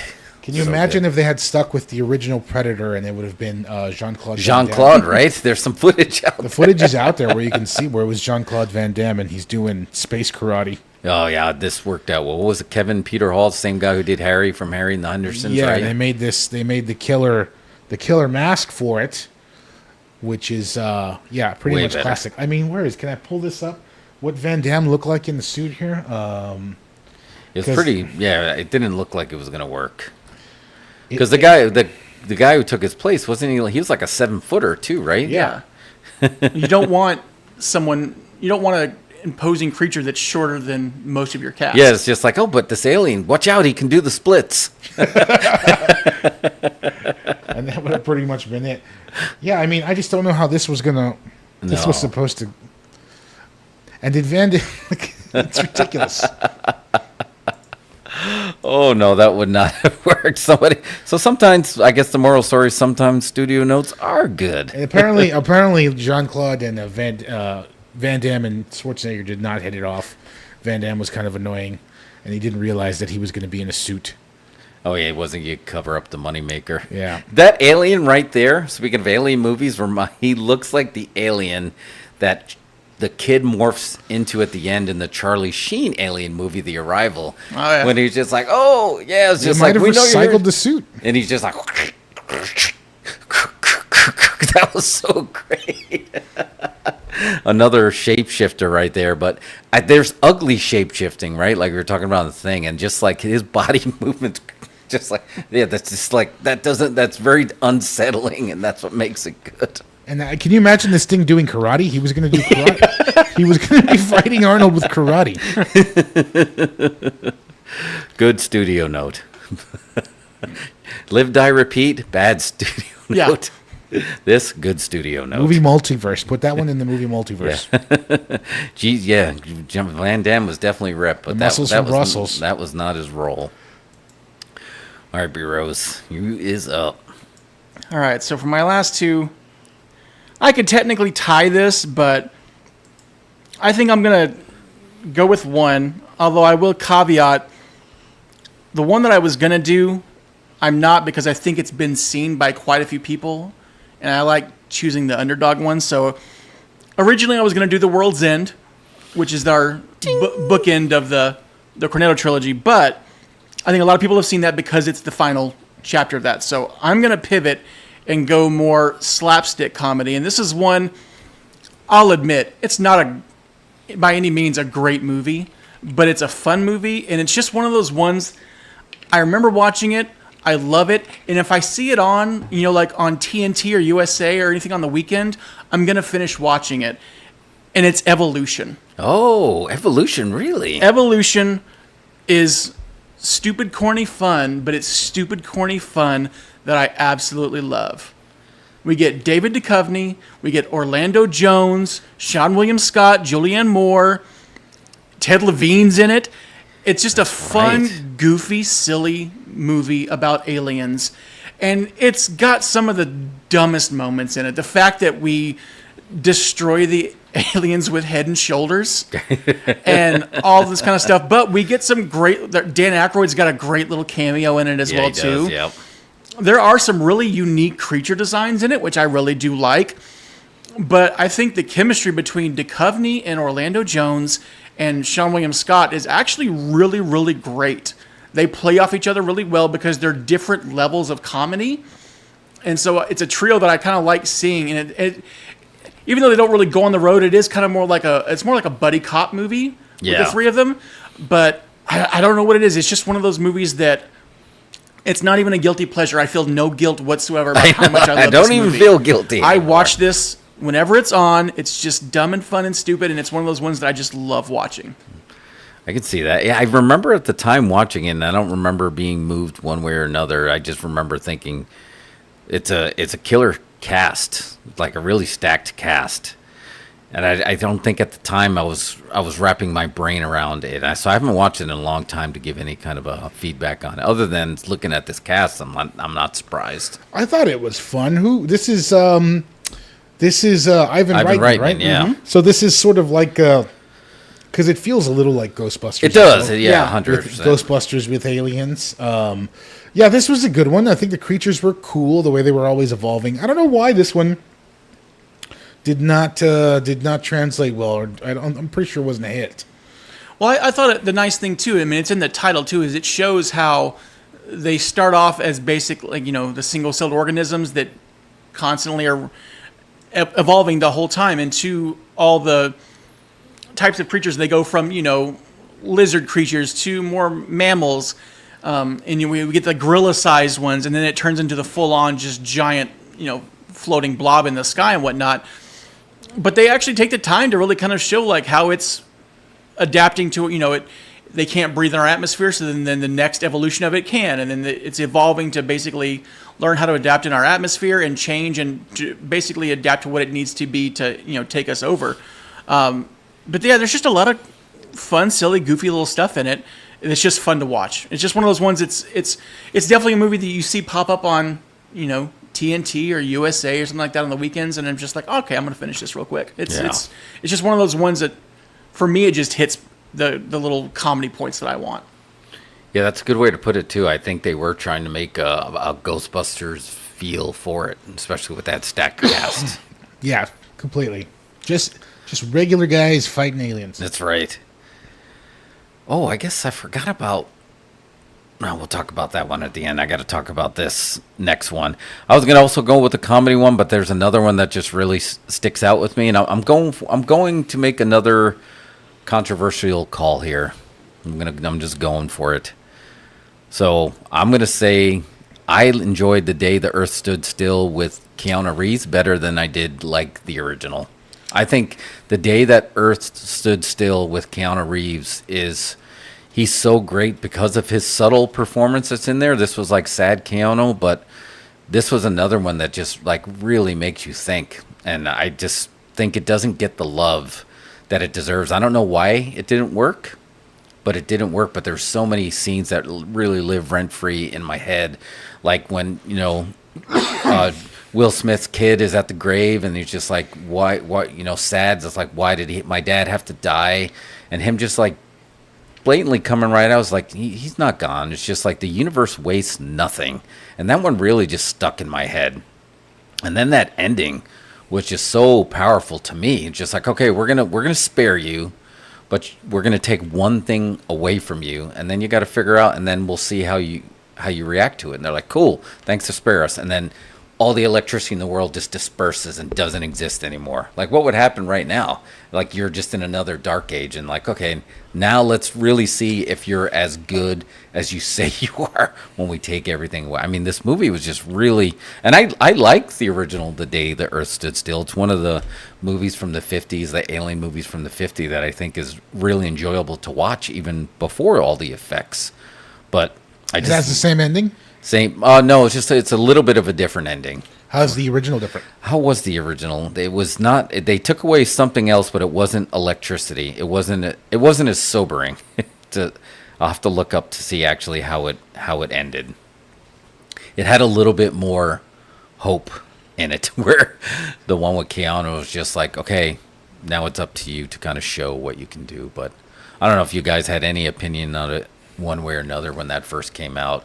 If I'm honest, I never saw this one. No? Yeah. I'm the reason it didn't get any love. I didn't go to see it. I don't know why. I just didn't. This one, I don't know. It didn't appeal to me. I wasn't interested. The way you describe it, I'd like to watch it now. It was good. I mean, you had Keanu Reeves, Jennifer Connelly, Kathy Bates was in it, John Cleese was in it, John Hamm was in it, Stocked, Kyle Chandler, who I think that was his in the 08s, in the aughts like that. He was hitting hard. And Friday Night Lights era. Yeah, exactly. Jaden Smith, when he was still he was young. But I don't know. This movie was just another. It was another thinker. The best part about movies is even before the internet. Remember when we used to have to watch movies and there was no breakdown videos and we just had to think about it and talk about it? Yeah, and then you couldn't even really watch it again till it played later that day. Yeah. And it just rolled around in your head. And this was another one that just really just made you contemplate your life and your place in humanity. So I think this one's. I'd like to see if you guys go back and watch it and see what you think. I think one of the things that probably hurt it more than it should have was, it comes at the end of the aughts, and especially in like the late '90s, we had a huge amount of alien movies between Independence Day, Mars Attacks, Men in Black. All these movies come out, and then 3 years before this, because I think it's 2000. This came out in 2007, 2008. 2008. So I think it's 2004, 2005, we get another remake of an old alien invasion movie with War of the Worlds, the Spielberg. Oh, yes, that's right. And while that one did well, it didn't do as well as they were. It was kind of considered a dud.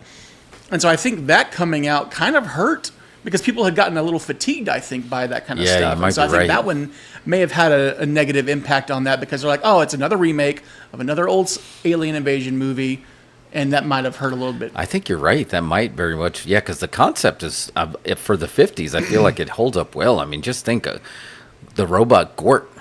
It's just like if you show any sign of aggression, like he smells your fear and he'll take the first shot if you're even thinking about it. Like I just remember thinking like, what a badass. Well, how cool would that be to have a Gort with you? It's just like you even think about looking dirty at me and then you're going to get a laser right through your head. Well, this is also in a time too where it's not the same Keanu. This is in kind of he's not at his peak. He's in his valley. Yeah. Because he's already gotten past The Matrix, and he's kind of started that valley with the Matrix sequels. Yeah. And in between this and around this, we have Constantine, which also a lot of people didn't respond to. And this is pre kind of his renaissance, too. So it's just kind of one of those, it may have been a perfect storm of things of a previous movie and then him just not being that box office draw that everyone had been used to with the Yeah, I would Matrix put this films. in. Yeah, and Constantine was another day oneer for me. It was just like I was so excited for both of these movies. So you're right. I think maybe because it was in his valley, but yeah, I dug it. It was a thinker. Tom Cruise also jumped on the couch in 2005. Yeah, that could be a factor. Also an alien. Well, he's got the alien bugs in him. He's trying to be anti-alien, get the bugs out. All right, Mario. You is still a lot on the board. A lot on the board.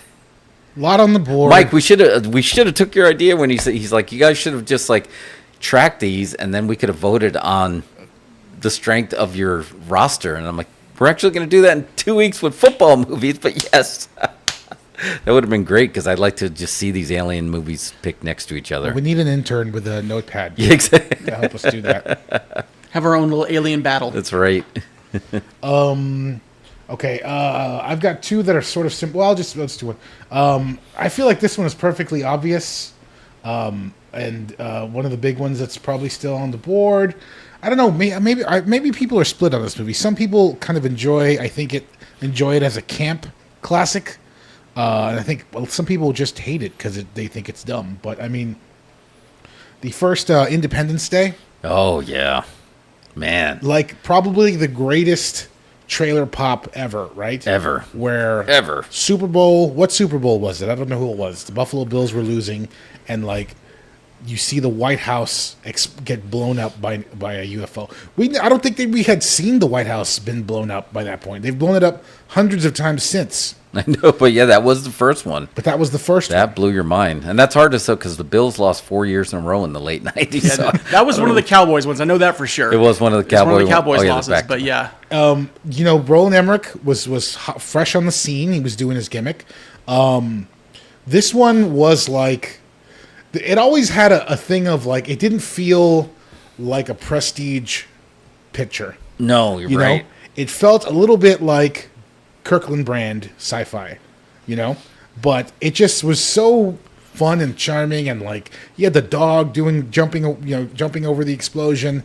Will Smith was brand new. All you'd seen him in Fresh Prince was at this point. The UFOs kind of looked almost like the UFOs like you would imagine them. The aliens kind Size of of looked cities, yeah. like aliens, Yeah.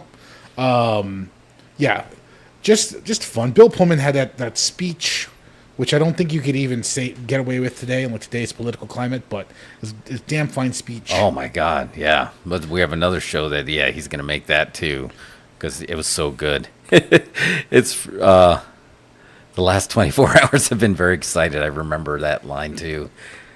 That was Data, right? Brent Spiner, yeah. Yeah, that was a huge pop.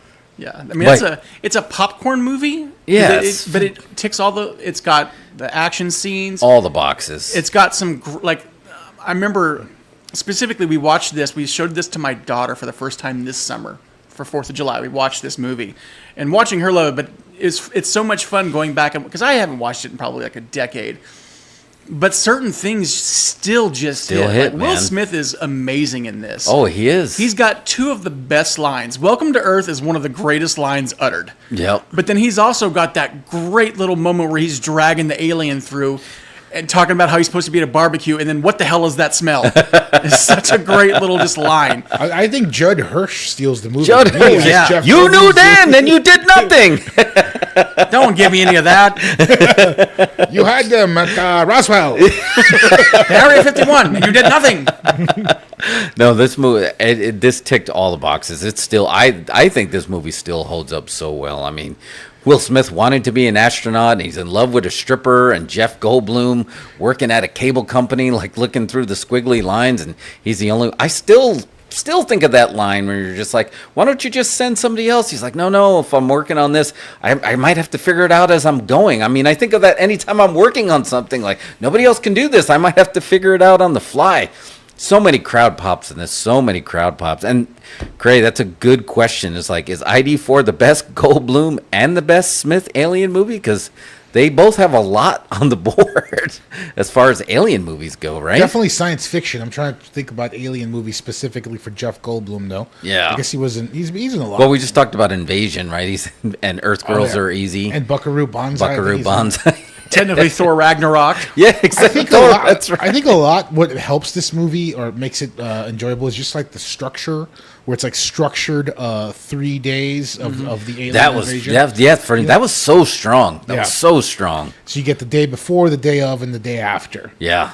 Yeah, and it just they plant a lot of seeds early that pay off. I mean, Randy Quaid's best role after Uncle Cousin Eddie, right? Man, Yeah. yes, easily. There's a ton of subplots. There's like 9 different stories all going on at once that are all connecting. I kind of wish they had left the original Randy Quaid ending in there, but I don't know. Maybe it would have made it too silly. But you know how he, at the end he sacrifices himself. Obviously, crashes into the alien ship with the missile attached to the ship. But in the I guess the original version, he's actually flying the the crop duster. the crop duster. Yeah. And he's got a bomb strapped to it, and that's how he takes out. That is the pretty dope. If you would have. I don't know. I think I should have. I think that would have been great. Let me leave that one in.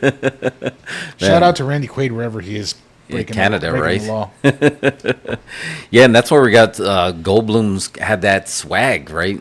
Saying that's the coolest. Did he look cooler walking in the desert with that cigar, right? And then we had. I mean, that's probably up there with the whole swag that he had in Jurassic Park too. Yeah. right. Nerd swag, man. He didn't have that swag in Death Wish. He had a potty mouth in Death Wish, though. We don't want to bring that one up.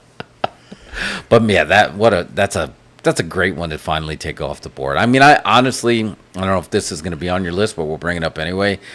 I prefer this over Men in Black, and I like Men in Black, but I can watch this one and it'll give you the cheers all over again. I definitely prefer this to Men in Black, but sidebar, I'd always wished Men in Black was a more serious take. I think that would have been a better movie. Yeah. For me.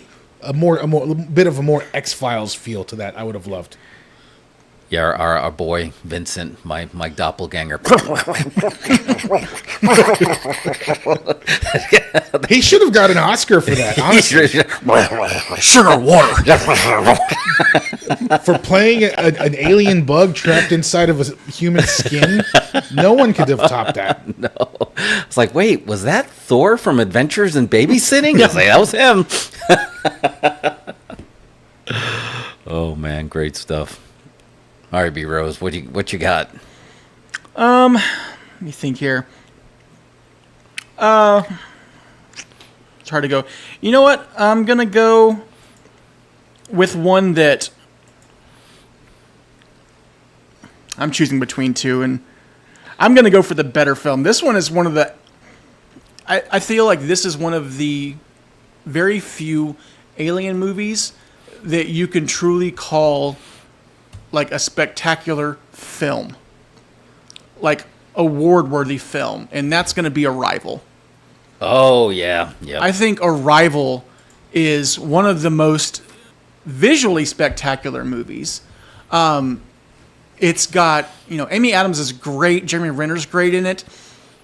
I love the design of the aliens. Yeah. I think it's really fantastic. Good. I love using the communication, trying to figure out a language, and kind of, it's a unique way of just figuring out how to connect with, beings from another world, and picking a linguologist like that and having to kind of decode that. I just really love the whole setup.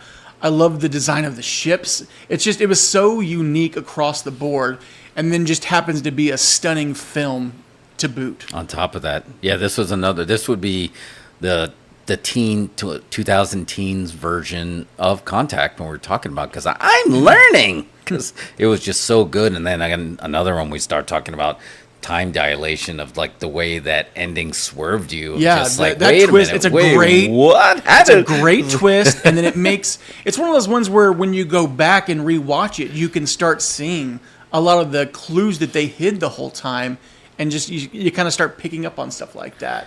Yeah, to me, that twist was like a Nolan level, heavy, really big thinker of trying to figure out, wait, what just happened?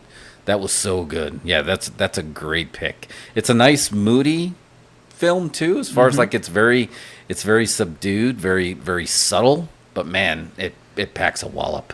Yeah, I think it's probably Amy Adams' best performance that she's done, and she's done a lot, but I love the arc that her character goes through, and you can kind of see how she's playing certain things, and just she's always got great eyes in all the movies that she does, but like just watching her performance just in her eyes specifically is just fantastic to watch. Jeremy Renner's also very great in this. Yeah, he's great. But I think this is really kind of her movie. She carries most of the weight, and she just does it flawlessly.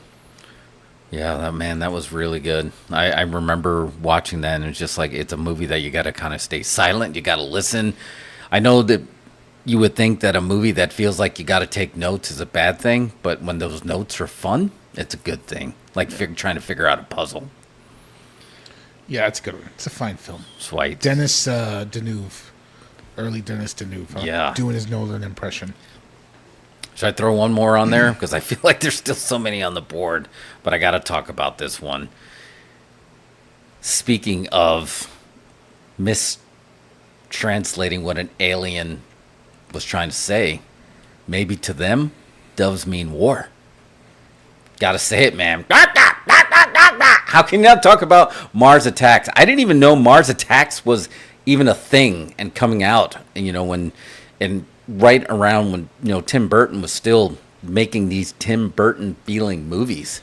And I was shocked when everyone's like, "Oh, that movie was horrible." Like, when I saw it, I was just blown away. Like, it was like a cast of thousands.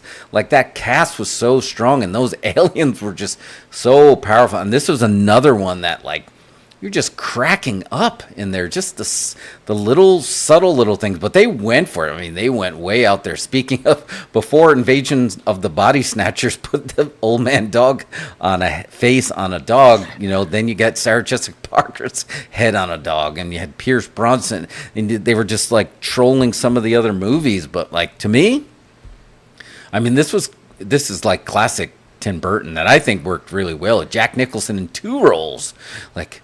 Man, it was just, everything was just about it. I don't know if you guys dug it, but I still really dig that movie. I mean, I dug it. I definitely dug it. I would say, I think Tim Burton's good at satire, but I don't think he's good at comedy. I don't think the movie has a lot of laugh lines, but there's definitely a lot of stuff to laugh at, the tone just always felt weird, like I was missing something, I enjoyed the movie.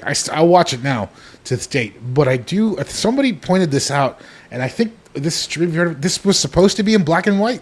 Oh, really? And I That think would have I been think that would cool. have been a better movie. And it was at the point where we're not going to let you take this whatever $200 million movie turn to black and white. But did you know it was based on the cards, right? Yes, I remember you showed me those cards. The I don't know if you have. Oh, yeah, that's them right there, right? yeah, there was those super early, like really violent alien invasion cards. If you look at some of these ones, it's like they're just like blowing people up and stuff. I do like Mars Attacks. I enjoy it. I mean, I feel like some of the humor was just not hitting for me. I think you're right. I feel like he wasn't trying to be funny, and sometimes that made a lot of those lines funny. Like the "doves mean more" line just cracked me up. And then there was when he was getting the speech at the end when there's only nobody left, and then he was trying to make that speech after he helped his grandmother, and he's like, I don't know, we got to rebuild, and maybe we should live in teepees because in a way they're better. Just like, wait, what? Yeah. It's just so out there. It's just like, man, what were they taking? But it's just worked for me so Because well. that is a funny delivery, but it's not it's not really a funny line, you know. And then what do they beat them with ragtime music? Yeah, Yeah. that. It's like Or yodeling. It's yodeling. Yeah. It's the old country and western. And I think this was sort of like, I feel like in some executive boardroom, they're like, we need to do something like Independence Day. Who do we got on our staff? It's like, get Tim Burton in here. It's like, can you make an alien invasion movie? And he's like, yeah, I'll make one. But let's just read through the cast to show how powerful this really was. So Jack Nicholson in 2 roles, Danny DeVito, Annette Bening, Jack Black, Glenn Close. He had Lisa Marie in there. Pierce Bronson, Michael J. Fox, Sarah Jessica Parker, Natalie Portman, Lucas Haas. Who else did we have in there?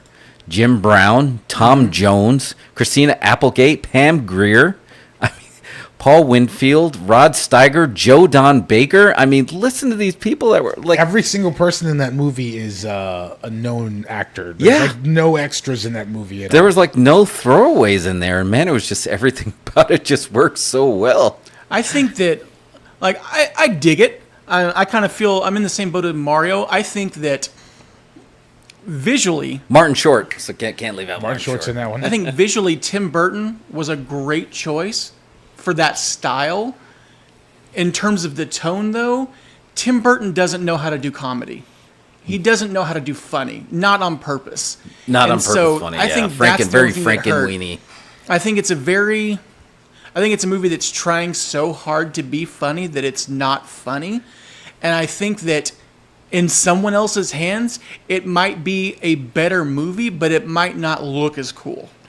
Yeah, And so that's kind of the trade-off, because I think it is visually, it's such a fun movie. But Burton was also, from what I remember, he was a fan of that kind of the IP of it. He had to have pitched this to the Yeah, studio. and that's it why had he to have wanted been to something do like it. it's like, hey, make us an alien invasion movie. He's like, how about Mars Attacks cards as a thing? You like that? That's a thing. But I definitely think, and maybe it wouldn't even, maybe he could have directed it, but I think that because I don't even think that there's enough comedy in the writing enough to make it work. So maybe if he'd had a little bit better of a script, maybe that would have helped. But I just don't think that Tim Burton could handle the comedy that movie needed to have to work with the style that he was going with. No, I can totally see that. Because, again, there was a lot of visual gags, right? The aliens, once they figured out, it was like, we come in peace. We come, and they were shooting people like, don't run, we come in peace. Okay, so apparently this is based on an original pitch by Alex Cox, director of Repo Man. What? Yeah, he was the one who pitched this at first to Screen TriStar. TriStar made this one, and it ended up going to Tim Burton in 1993. Oh, man. That's coming right off. Let's Batman do the Returns. sequel with Dinosaurs Attack. I think that would be great. That would be Dinosaurs fantastic. Attack would be even better. People love dinosaurs. Everything makes $1 billion, and there's no violent dinosaur movies. No. Every Jurassic Park is no one ever gets ripped apart or eaten. Yeah, the dinosaurs fight each other, but they don't have to. You don't always see the people getting tore up. You know what's funny? I think, and this is going to just come out of nowhere, but I think that this is a movie that could easily be remade today and work really well as long as you find the right people to do it visually and tonally. And I'm just going to throw this out there. I think a great match for this, I mean, obviously they wouldn't direct it, but get Seth Rogen and Evan Goldberg. Get their production company behind this. Yeah, I can see that. Because if you look what they do in terms of like finding cool niche proproperties and with the bringing them to life, boys and Preacher, yeah. I think they could easily pull something like this off and make it a good movie by, they'd be able to bring on a good writer or even write it themselves and have the tone perfect. And then you find a visually interesting director to kind of bring the visuals to it. I think this could work really well as a very good movie, just in better hands. And I love Tim Burton, but I just think, again, visually he was great, but I think tonally he was just the wrong person to make this movie. I don't think the world was ready for it, right? It just, I mean, think of that cast and everything about that, and it just, people were like, what the hell did I just watch? Yeah. Because if you think about it, I mean, it's a dark comedy. I mean, we're saying to put it as a comedy, but basically the heels go over. Like, everybody we just named gets wiped out, except Natalie Portman and Lucas Haas and the grandmother. Yeah. Thomas. They do, and I think that's where it kind of struggles for me. Is the tone is inconsistent, and it has these aliens wiping everybody out, but then you get the scenes where it's like they launch the nuclear missile and they catch it like a balloon and inhale it like helium or something. So I think it's that inconsistent tone and like the fact that Tim Burton has more of a sarcastic point of view, and didn't really play it for real. I like your Seth Rogen idea, but I think I want to see them do Dinosaurs Attack. I'd rather leave this one alone. It is what it is, whatever. But Dinosaurs Attacks would be a great movie. That would be fun. I'd love to see it. Over the River and Through the Woods said the song was Cattle Call by Eddie Arnold. Yeah. It kind of sounded like Raising Arizona a little bit. Thank you. There is a lot of laugh lines though, but they're just not laugh lines. Yeah, they don't hit. Like when remember Lucas Haas works at the donut shop, and every time he comes home, he's like, "Hey, I brought donuts." No.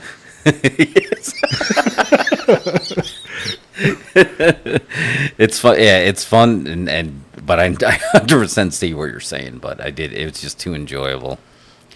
A movie could have nothing but aliens barking as dialogue and worked better. Always thought the part of the gag was it had a B movie with it was a bad B movie with an A-list cast. You Exactly. Think that's what It's the complete yes. That's I think that mirrors Independence Day, which was trying to be an A movie with an all B movie cast. At the time, they were all just kind of like TV actors, Sometimes, there's another one in this vein that it also didn't work that on paper should have worked, and it was an alien movie with Pixels. That one, I feel like that one people didn't really gravitate to either, right? You got Pixels with the video games. Yeah. That movie's great. That's what I don't know what why. had to do with all of Sandler's movies make money. That's what I mean. But like for some reason, I think in the theater, like people weren't. I thought it was going to be just like a mega hit. I was like, oh my god, you got Adam Sandler playing. The cast was good. You had Peter Dinklage in there. You're playing Pac-Man in real life and Donkey Kong and Q*bert and like all the stuff. It just hit all the notes, and I just thought that was going to be like a massive hit.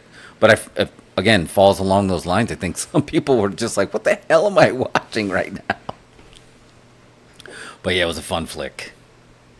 You want to go around the horn one more time, or we just want to do some honorable mention? I mean, we still got a lot on the board. So. Well, I got at least one more. All right, yeah, go for it. I was hesitant about dropping this one because I kind of have heat with this director now.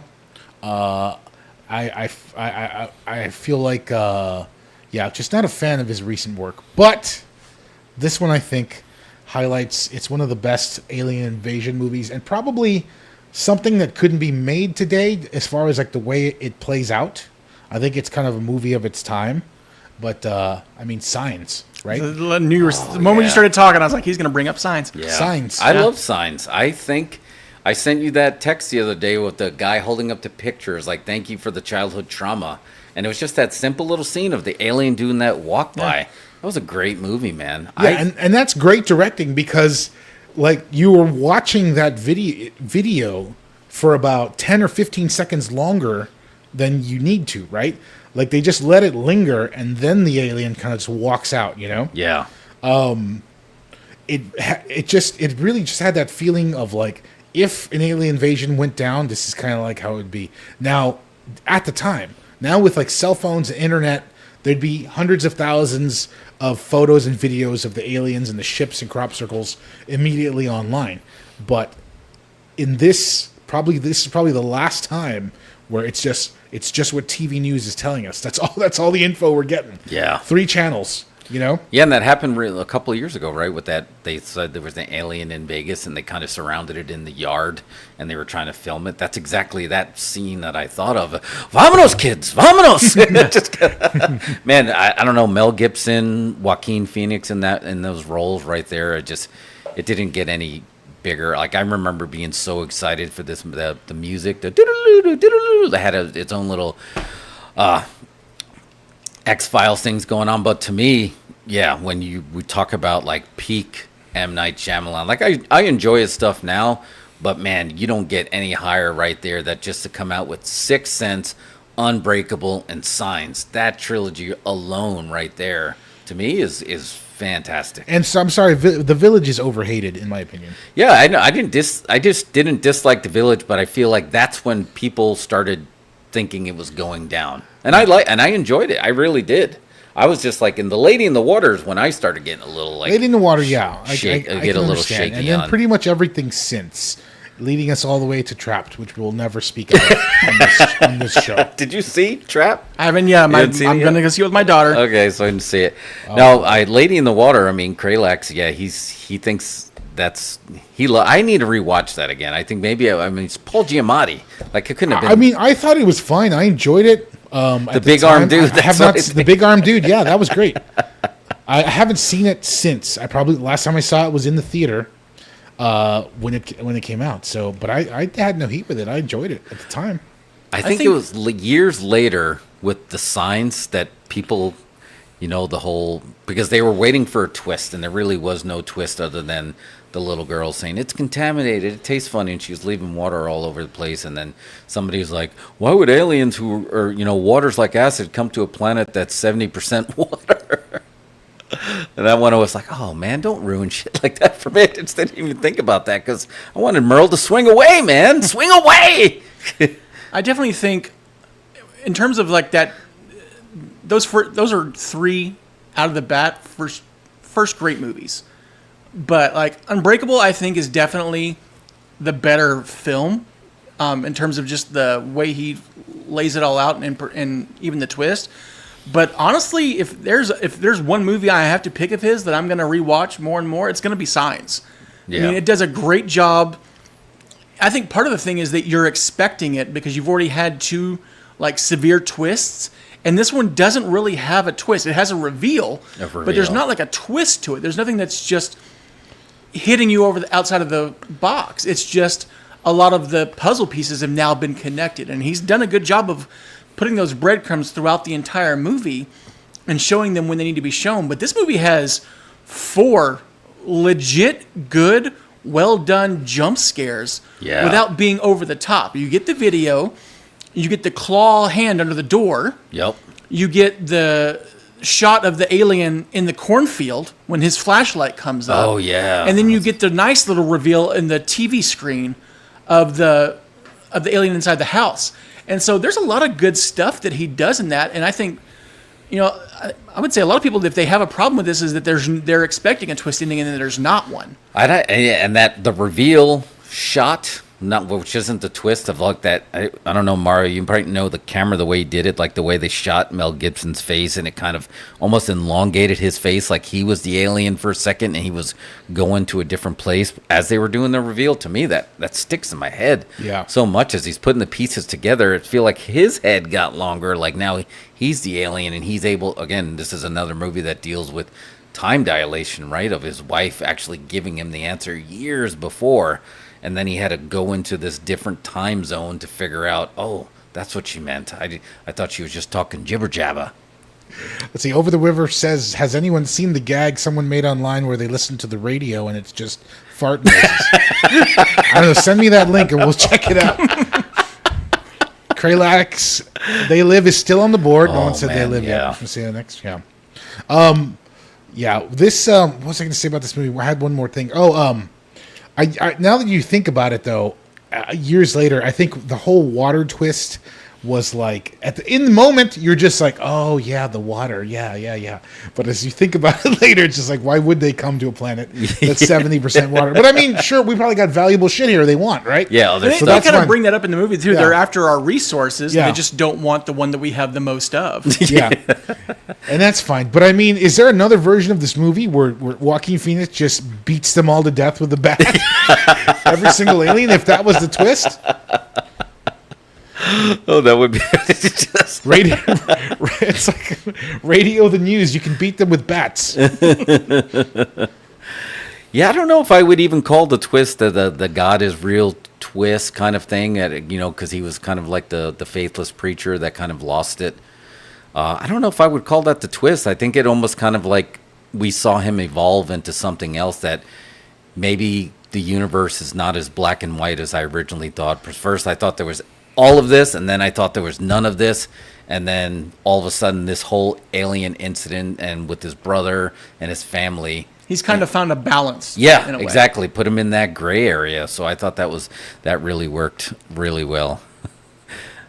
But I think it's just something in this movie that we won't be able to recapture unless you set a movie in the late 90s or whenever this happened, where it's just like you could not get more information. All you had was this one channel of information, and that's all you could find out about what's going on. You know Yeah. what I mean? And you couldn't search, you couldn't tweet, you couldn't do nothing. No. And you're just they were all just locked into the television. And That's why I'd love to, if they did try and do something. I think it could be done if, as you know, the aliens come down and they find a way of knocking out like our cell towers and satellites, so that all we have are a couple of TV antennas that can pick up a news broadcast, something like that. I feel like no one would know how to do that. Exactly. Yeah. They'd be like, the We would. Roku's broken, the TV's useless. I would almost be happier if they just do like an EMP blast, knocks out power throughout, and so all we have is just no power. So everyone's just trying to fiend for themselves. Day the Earth stood still. That's it right there. That's exactly what they were going for. Well, that's a good way to put it. Yeah, and this was even old school cathode tube TVs that he rolled into the closet, right? There was no flatties. Yeah. He wasn't in the closet watching a flatty. Yeah. Do you not think of Joaquin Phoenix a little bit when you eat chicken teriyaki? That was his last. What would your last meal be? Chicken teriyaki? And mashed potatoes and spaghetti. Yeah. Oh my God. It's just the simple things, man. And just you felt that Spielberg influence that he had on M. Night with simple little things like that'll stick in your head like a Reese's Pieces. But genuinely scary. I think Yeah. this movie was genuinely scary. I remember I watched it. I was on vacation, like in the Smoky Mountains, and went to like an old rundown theater because like I had to see it. And I remember just driving back to like our cabin up the mountains and just turning off the lights and doing the doodle-oo, doodle-oo, and I was just like, oh yeah, that movie created a vibe. It really did. Okay, let's say one more round here. Okay, The yeah. FCC is going to kick us off soon. Oh, B-Rose, go for it, man. Just go again. Man, trying to think of what I would pick. All right, screw it. I talked about it earlier, but I didn't really talk about it. Let's go The World's End. Because for me, this is like, everyone's got like their trilogy that they love. This is up there for a trilogy that I absolutely love. And it feels bad to say it's because it's not really a trilogy. They have nothing to do with each other. No, But I think that, just the vibe. yeah, Shaun of the Dead is one of my favorite movies of all time. Top 10 all time for me. Hot Fuzz, great follow-up. And each of these films skewers, a realm of nerddom, if you want. And I remember this one didn't hit me as hard as The other two. Shaun and Hot Fuzz did the first time I watched it. But in previous rewatches, there's so much that I love about this that I discover, which is what I like about Edgar Wright's films, is when you rewatch them, you discover a lot of different things. And you start picking up on things that you missed. And so I love the way this movie kind of bookends with kind of taking on the whole alien invasion thing. I love the whole setup of, bringing a group of friends back together and it being almost kind of like another buddy cop kind of thing, where they're working together. But I think the gags work really well. I love how each of the bars has its own kind of identity, and the story is slowly unraveled as we visit each bar.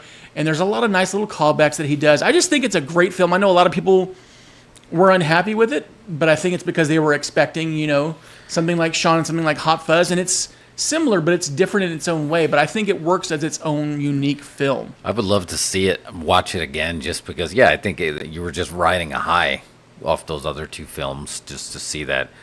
Sidebar, has anyone ever eaten a Cornetto cream bar? Yes. You have? Well, so explain that to me, yeah, because I know that's what Mike was saying. That's what connected all the movies, that they were all in there. But what is it? Is it like a ice cream It's like a drumstick. Like oh, it's a drumstick. It's basically a drumstick. It's just a ice cream that's frozen in a cone, like that. It's their version of our drumstick, basically. But they've got flavors and stuff like that. Oh man, okay. So I found a little shop here that actually carried them, because they carried snacks from like the UK and from Japan and from all these other places, and they got in. For a while, they were doing little frozen treats and whatnot, and they actually had. I remember seeing the Cornetto, and I was just like, and mine was just regular vanilla and chocolate, but I haven't had any of the flavored ones. But oh man, yeah, it's essentially a drumstick, basically. No, I was curious. Yeah, I was just I trust the Brits with their desserts, because sticky pudding is a horrible name, but man, it's a phenomenal dessert. But I mean, yeah, Edgar Wright was just firing on all cylinders, and to me, he's still everything he makes. To me, is like. Must see. And this movie's got a great cast too. Yeah, like it's got a phenomenal cast, and it's nice that he keeps bringing people back from the previous movies. Like he's almost like, I don't want to say Sandler, because Sandler has his group and he brings them all back. Edgar Wright is almost like a collector. Like he'll bring someone will be in a movie, and then it's like, all right, well, I liked you, so now you're gonna be in my next one. And in that next one, he'll find someone new. Oh, I like you. Yeah, I'm gonna bring you along as well too. And so he kind of collects people like that. But this final movie has got a stacked cast, and everyone's firing on all cylinders. And it's just a great, fun alien movie. And it's kind of a fun design of the aliens too, where it's almost like they're robots, but they're actually aliens and all that kind of stuff. It's just a fun movie throughout. Yeah, and which seems very realistic, right? They're just like we would be more likely right now to send something that would be a robot with some kind of like our sentience or something embedded in there before we'd be able to go ourselves. So that, to me, that actually added to like a little bit of level of realism into it. It's just like, oh, that's exactly how you would be able to pull it off if you still don't know how to travel organic matter faster than, the speed of light. You would maybe matter that's not going to just dissolve into, Marvel spaghetti. Yeah, and I also like that the movie doesn't end the way most people think it should. We don't win. Yeah, the Earth gets put into its post-apocalyptic thing, and we're all living in random little lots and stuff like that. But it's still it ends in a fun way. You get to see Simon Pegg walking along in his almost like Fallout style band of ragtag people, but. It's a fun thing that I think it subverts expectations a lot. And I think a lot of people didn't want that, but I think it makes it a better movie because of it. I mean, Edgar Wright is a student of the game, right? So that whole 70s feel, we were just talking about that, and not all the endings, were happy endings, right? Yeah. Just the way they was the alien reveal a twist in this movie, or was it always aliens? I mean, it was always kind of, everyone thought it was robots first, and then they do the whole like, well, robot is really just means slave, and they kind of are hinting that it's aliens the whole time throughout, and then Pierce Brosnan able to switch roles the way they do, just like in this one, I'm because Simon Pegg was the badass in Hot Fuzz, right? Yep. And I just love that they were able to switch it up like that, and it seemed very. Okay, yeah, I buy that. Yeah. Okay, he's a lazy slob. Okay, I buy that. Okay, he's a badass. Okay, I buy that. Oh, man, yeah, that was so good. Nice one. Oh, man. I got to watch that one again because I really do not remember it at all. It's definitely I'm looking at the images and I'm just like, I don't remember this movie. It's definitely the one that I watched the least of. And, yeah. And I don't know if it was just timing. I mean, it's the same for me, but I think the fact that it is as good as it is what helps make that trilogy like rewatchable for me. I mean, I'll always watch Sean Moore, and then Hot Fuzz probably second, but I've revisited this one at least 4 or 5 times, and it's just a fun. The performances are great. Patty Considine's in it. Yeah. And so there's just a lot of great little moments that are in there. And there's a lot of what I love about Shaun of the Dead and Hot Fuzz. All the little Easter eggs and callbacks keep coming back in the movie. And it's just that's the kind of stuff that I love because it makes the rewatching more fun. Yeah. Totally. Oh man! All right, I can't come up with one more. I mean, I could probably come up with 10 more, and I want to. I want to say The Blob so bad with Kevin Dillon, but I feel like I already did a '50s remake with The Day That Earth Stood Still, so I don't necessarily want to do that one again. Blob is really good. The Blob is really good. This is better than the original, but I got to do this one. I don't know, Brian. You might get this. It's one of my favorite clips to send people. Mario, you might get it, but. This is my head. This is your head, you ugly head. Got it? Enemy Mine. Enemy Mine. Oh. Yes. So What's Now- that? Your Mickey Mouse What's that? is a stupid dope. When you started that, I was like, that's not what he says in Captain Richards. Oh Yes, man. Enemy Mine, 100%. Enemy Mine. I mean, you're talking 1985, Dennis Quaid and Louis Gossett Jr. with just like, can two divorced men share an apartment without driving each other crazy? Do-do, do-do, do-do. The sci-fi odd couple. Yeah. Oh man, it was just something that just stuck with me that was so good. And this was another one that, I mean, look at Louis Gossett in this picture. That's not how we were kind of trained of what an alien would look like. We like breathing through his ears, and then somehow they have a baby together. Maybe just like the whole thing about it. But I mean, They don't have a baby together. They just they self-reproduce. yeah, they yeah. So just something about that. It's just like everything in that movie in '85. It's like it just worked really well for me. Wolfgang Peterson did this one up the Never-Ending Story fame. Oh really? Yeah. Oh man, I would put this one. Dreamscape is like those '80s movies that were like the early thinkers for us. It's just like, oh wow, you really okay. And you start scratching your head on it. But yeah, Enemy Mine, similar tune, showing us two warriors who only by working together discover they have more similarities than differences. Boom. Yeah, Right I love that right one. Yeah, on the that's mark. another unexpected kind of classic.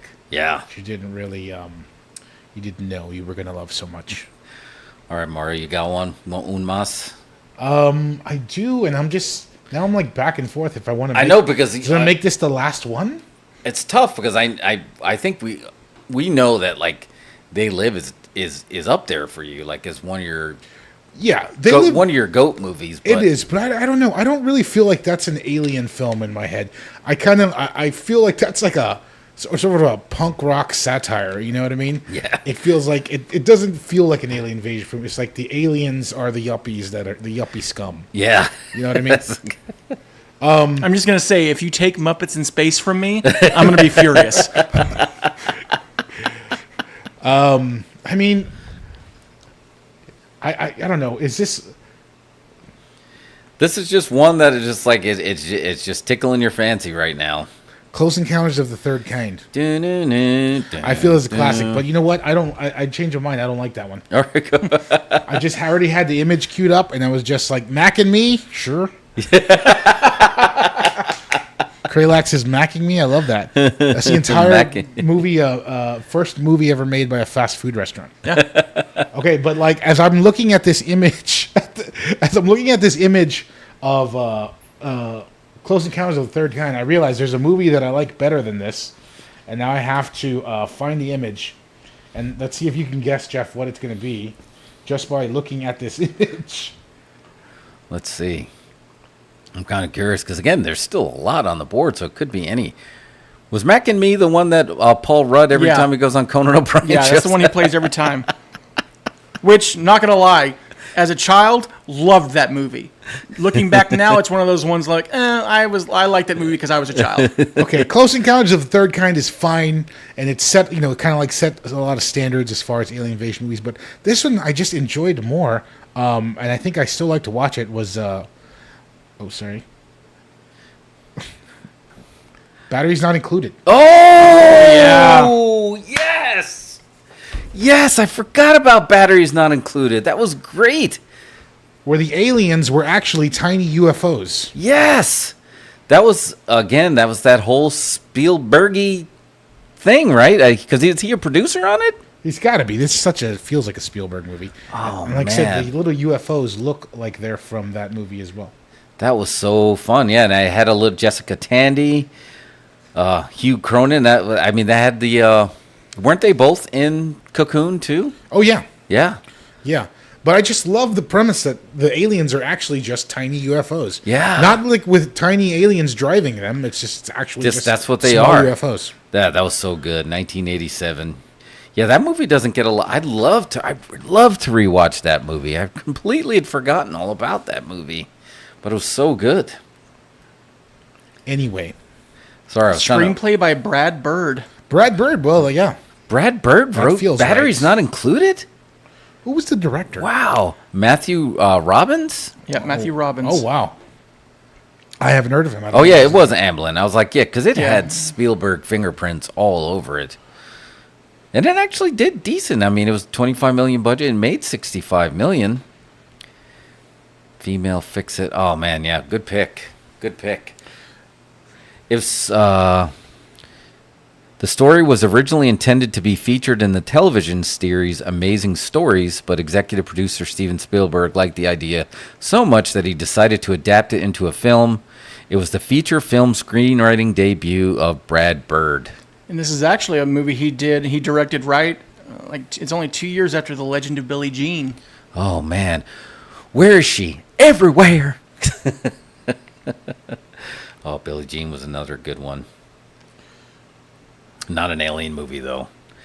Well, let me go through this. Let me pull up this list here. Just because I think we did cover most of them ones on there, but I think we grabbed a lot that were not on that list.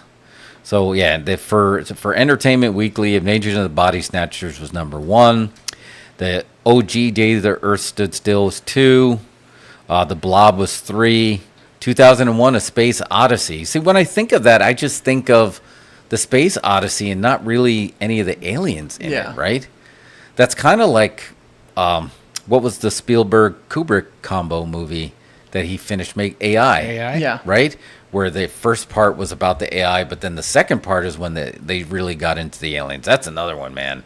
I don't care what anyone says. AI was great, and I loved both parts of it. I loved the Kubrick parts, and I loved the Spielberg parts. I love that he was able to piece it together and still make a thinker piece. Mario. So this one's interesting. So this number 15, I have a story about seeing this in the theater with Mario at AFS. It was one of the first times I saw him in action when he's like, "Okay, I get it. You want to get out of here?" Remember that with David Bowie, The Man Who Fell to Earth, 1976. They did a re-show of that, and we went and saw that, and you're like, "Yeah, I get it. Let's get out of here." And I think we went to like go eat or something. But they have that as number 5 on here. Close Encounters is 6. Star Wars. Superman, the big blue alien, right? He's in there. And then Alien, and then Thing is number 10. So, Mario, you're right. Even Entertainment Weekly said E.T. wasn't even ready for top 10. It's number 11. Let's talk about E.T. real quick, because I think people need to understand that this is not a good movie. People in 1982 probably liked it, but it is aged poorly. Nobody wants to watch E.T. Yeah. It's E.T.'s ugly. Didn't we talk? We have a short about that. E.T. is ugly. Sidebar: I was going to ask Cray Lax there. What did Mac and me eat? What did Mac eat? Because He drank soda. He drank Coke. soda. He drinks Coke. The whole family drinks Coke out of a straw out of a can. So I was wondering because I knew he had a food gimmick. Look, I don't like this movie, but I've seen it 47 times. I prefer Mac and me to E.T. Honestly. Wow. Okay. Roswell Unsolved Mysteries. E.T. almost kills the kid. Yeah. And then he gets drunk in front of the kids. I mean, come on. What kind of influence is that? The Stuff, Over the Woods says The Stuff. Was The Stuff about alien? No, it wasn't an alien, though, was it? Yeah, it was. It was a goo from space. It was a meteor? Yeah, it was from space. And the guy, remember the construction worker, is just like, oh, what's this in the ground? Let me take a big, thick fingerful and stick it in my mouth. It's like, delicious. well, this is really good. I can say I've honestly never stuck my finger in the ground and said, let me try this. This looks From a meteor.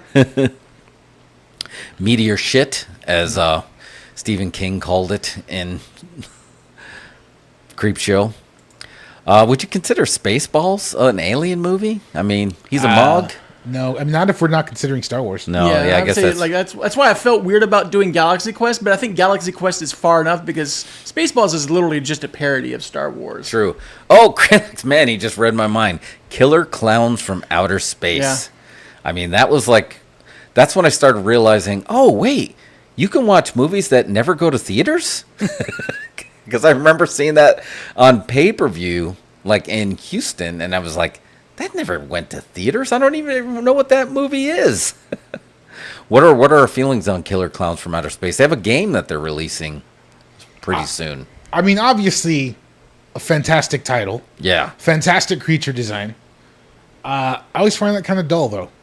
it In was. terms of seeing It didn't hit all the. It just doesn't really live up to the potential of the name.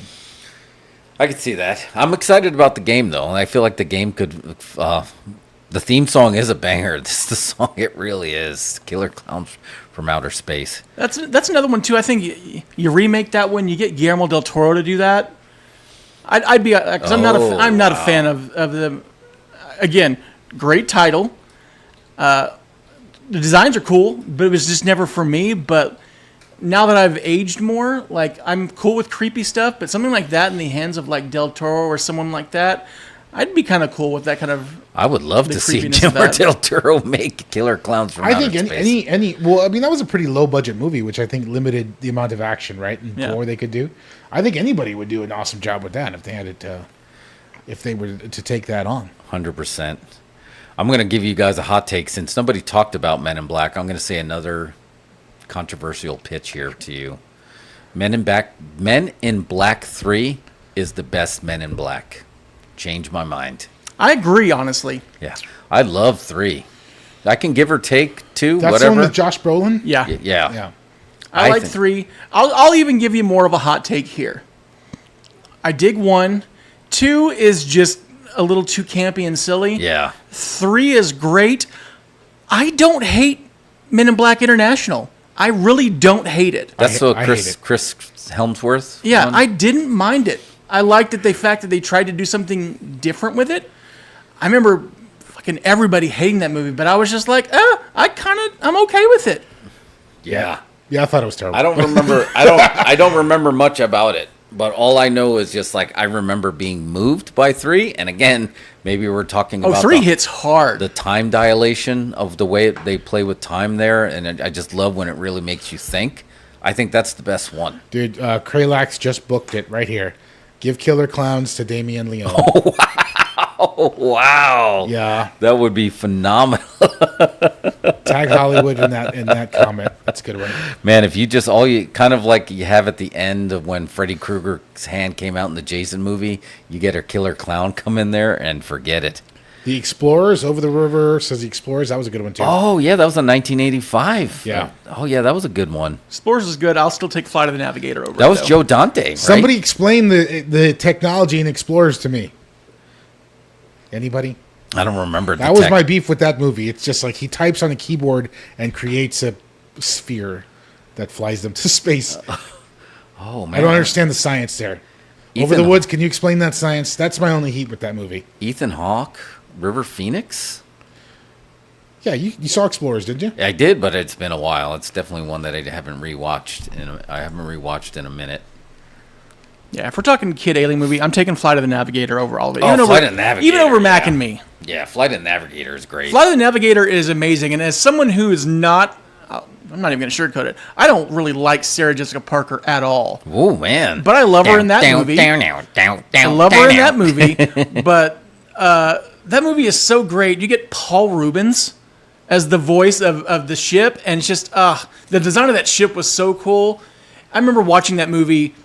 I think I was sick actually, and I was at my grandparents' watching cable because they had cable. That's a perfect cable movie. And perfect. I remember cable watching it, and I was movie. like, "Oh, this is a fantastic movie, especially for someone my age when it was out. So I was Yeah. just like, that still holds like a really special Yeah. place in my heart for that one. It's not. I mean, is it a great movie?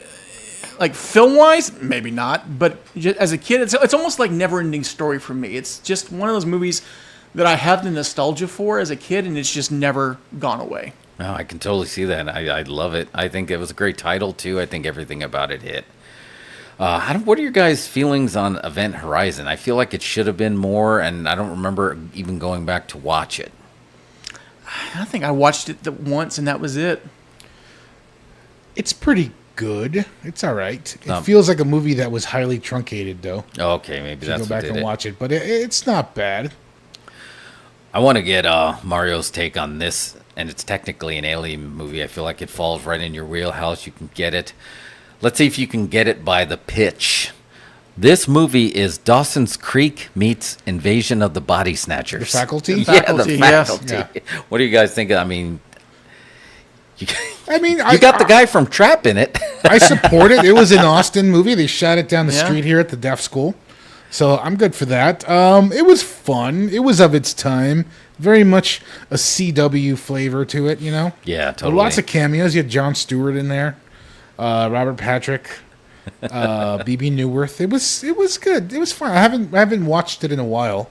I remember though, even back then, thinking the effects of the final Alien were pretty bad. But sure, the faculty can play. Okay, yeah, just curious. Just saw some kids. He explained the tech. Some kids just put some crap together and it became a spaceship. It's a tilt-a-whirl that they put together. But the thing that makes it fly to space is some sort of bubble that they create with a keyboard. That's the only part. I just need that explained before I can accept this movie. I didn't remember Dark City being an Alien movie. I think that was a twist at the end. Okay, maybe that's why. Yeah, the Iron Giant. I guess that would put that in there. And you got Galaxy Quest. We didn't talk about Pitch Black. I guess that was for a reason, right? That's not one. I remember that being visually cool, but I don't remember the story kind of blowing me away one way or another. Slither, you mentioned. Slither's fun. Yeah. So there's a fun one. I mean, I guess we should ask you, since this is an Alien show. We have not gotten a chance to talk to B Rose about this. What do you think of Avatar's new title, Fire and Ash? I mean, I don't really care about the titles, honestly. I mean, first Avatar comes out, I dig it. I don't think it holds up as well over time, but I still think it's a great movie. It's visually fun to watch. I liked the sequel, Yeah. and I'll probably like these other ones.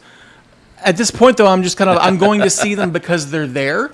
Nothing's like driving me to see it, but they're experiences and they're fun. So I'm definitely going to go check that out. I like the title. We have a theory that they're going to go through all the elements. So the last one is going to be all about heart, and then Captain Planet's going to make an appearance, right? So we got fire, water, ash, earth is coming, right? Well, we got wood. Is there going to be wood aliens? Well, that was the first one, wasn't it? Oh yeah, that's technically wood, right? The tree. Yeah. I'm just going to say, if Don Cheadle doesn't show up as Captain Planet, I'm going to riot.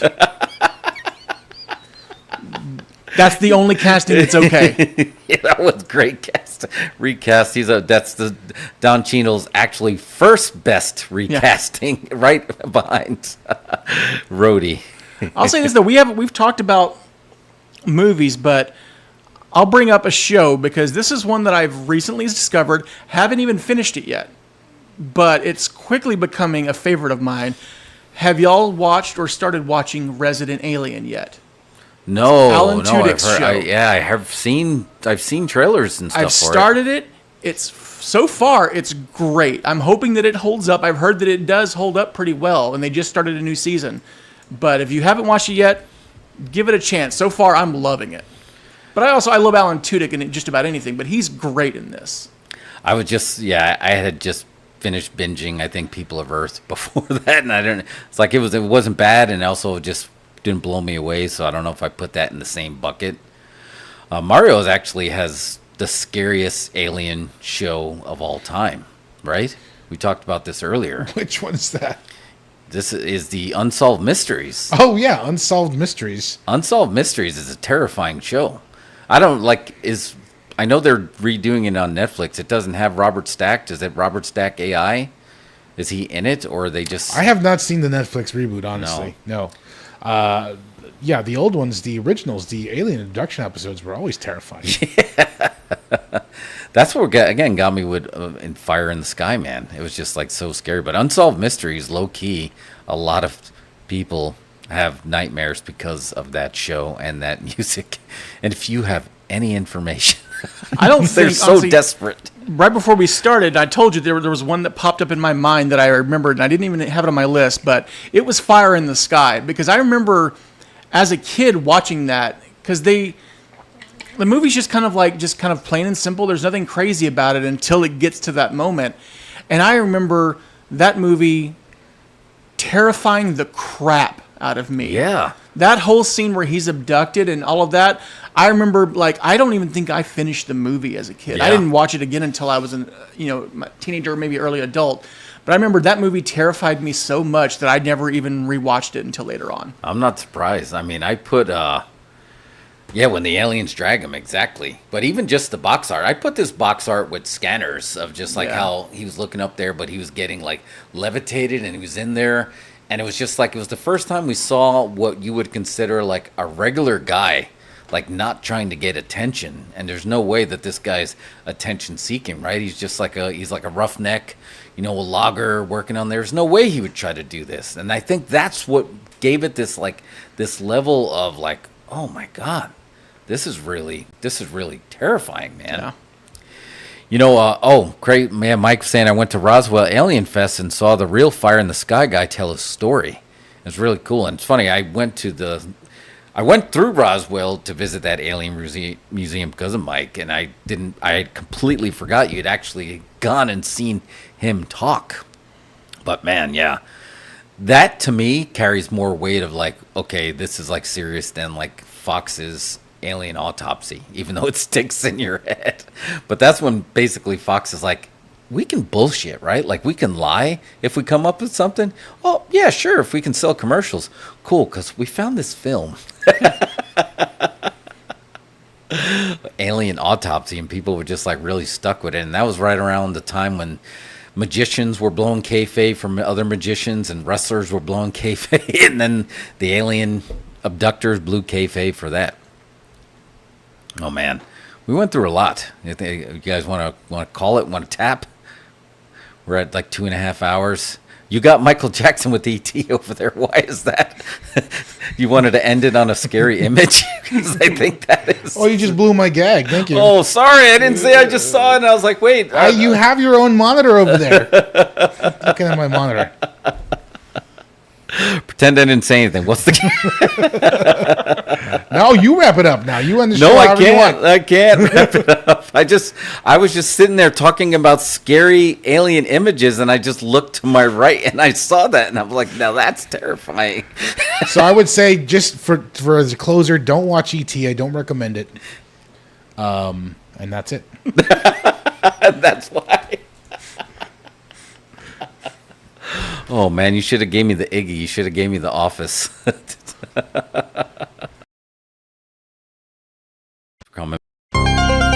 Oh shit. Oh, we wrapped. Oh, hold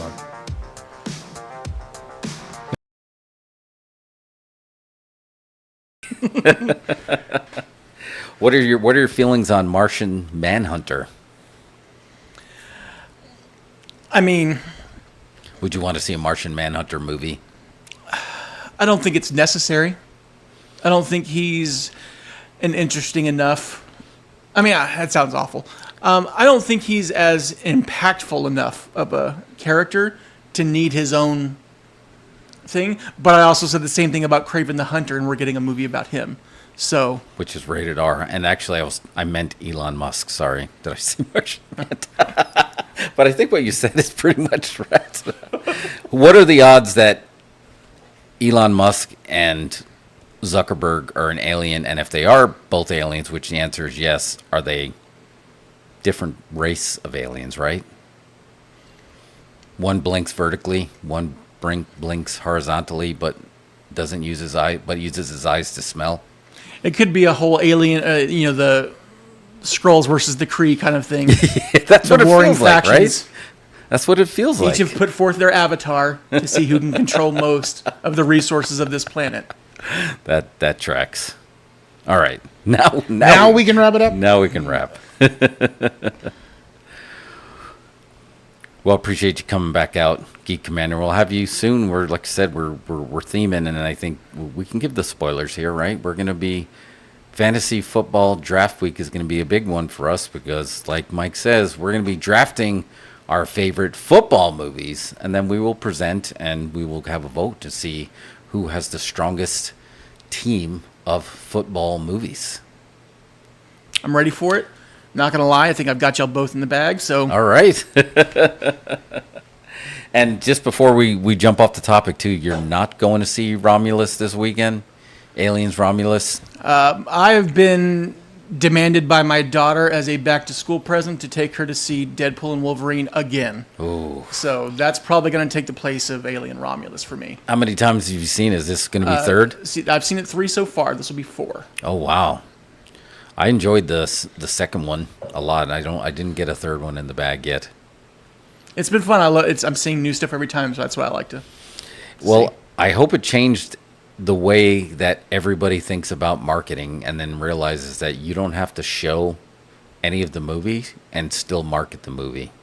I think that's great. He did it so much that he ended up marketing Blake Lively's movie and then he put her over, right? Yeah. Like Deadpool lost a couple of days to her. Lost which I the whole thought- last weekend, yeah. Yeah, which I thought was great. And it was all it's like, let's take Deadpool and Wolverine's marketing and throw it on this other movie. And man, that had to have worked. That had to have been a big reason why people saw it. Just could be me. But I digress. I don't know, Mario, did I blow I blew the panel? Not only did I blow the spot, I blew the panel. Yeah, some technical difficulties over there. Sorry, good. Just go ahead and wrap up the show. All right, cool. So yeah, we'll be back. Still be back next week, but we'll have you back in 2 weeks, and we'll do our football movie. We're gonna do this stuff 1 inch at a time.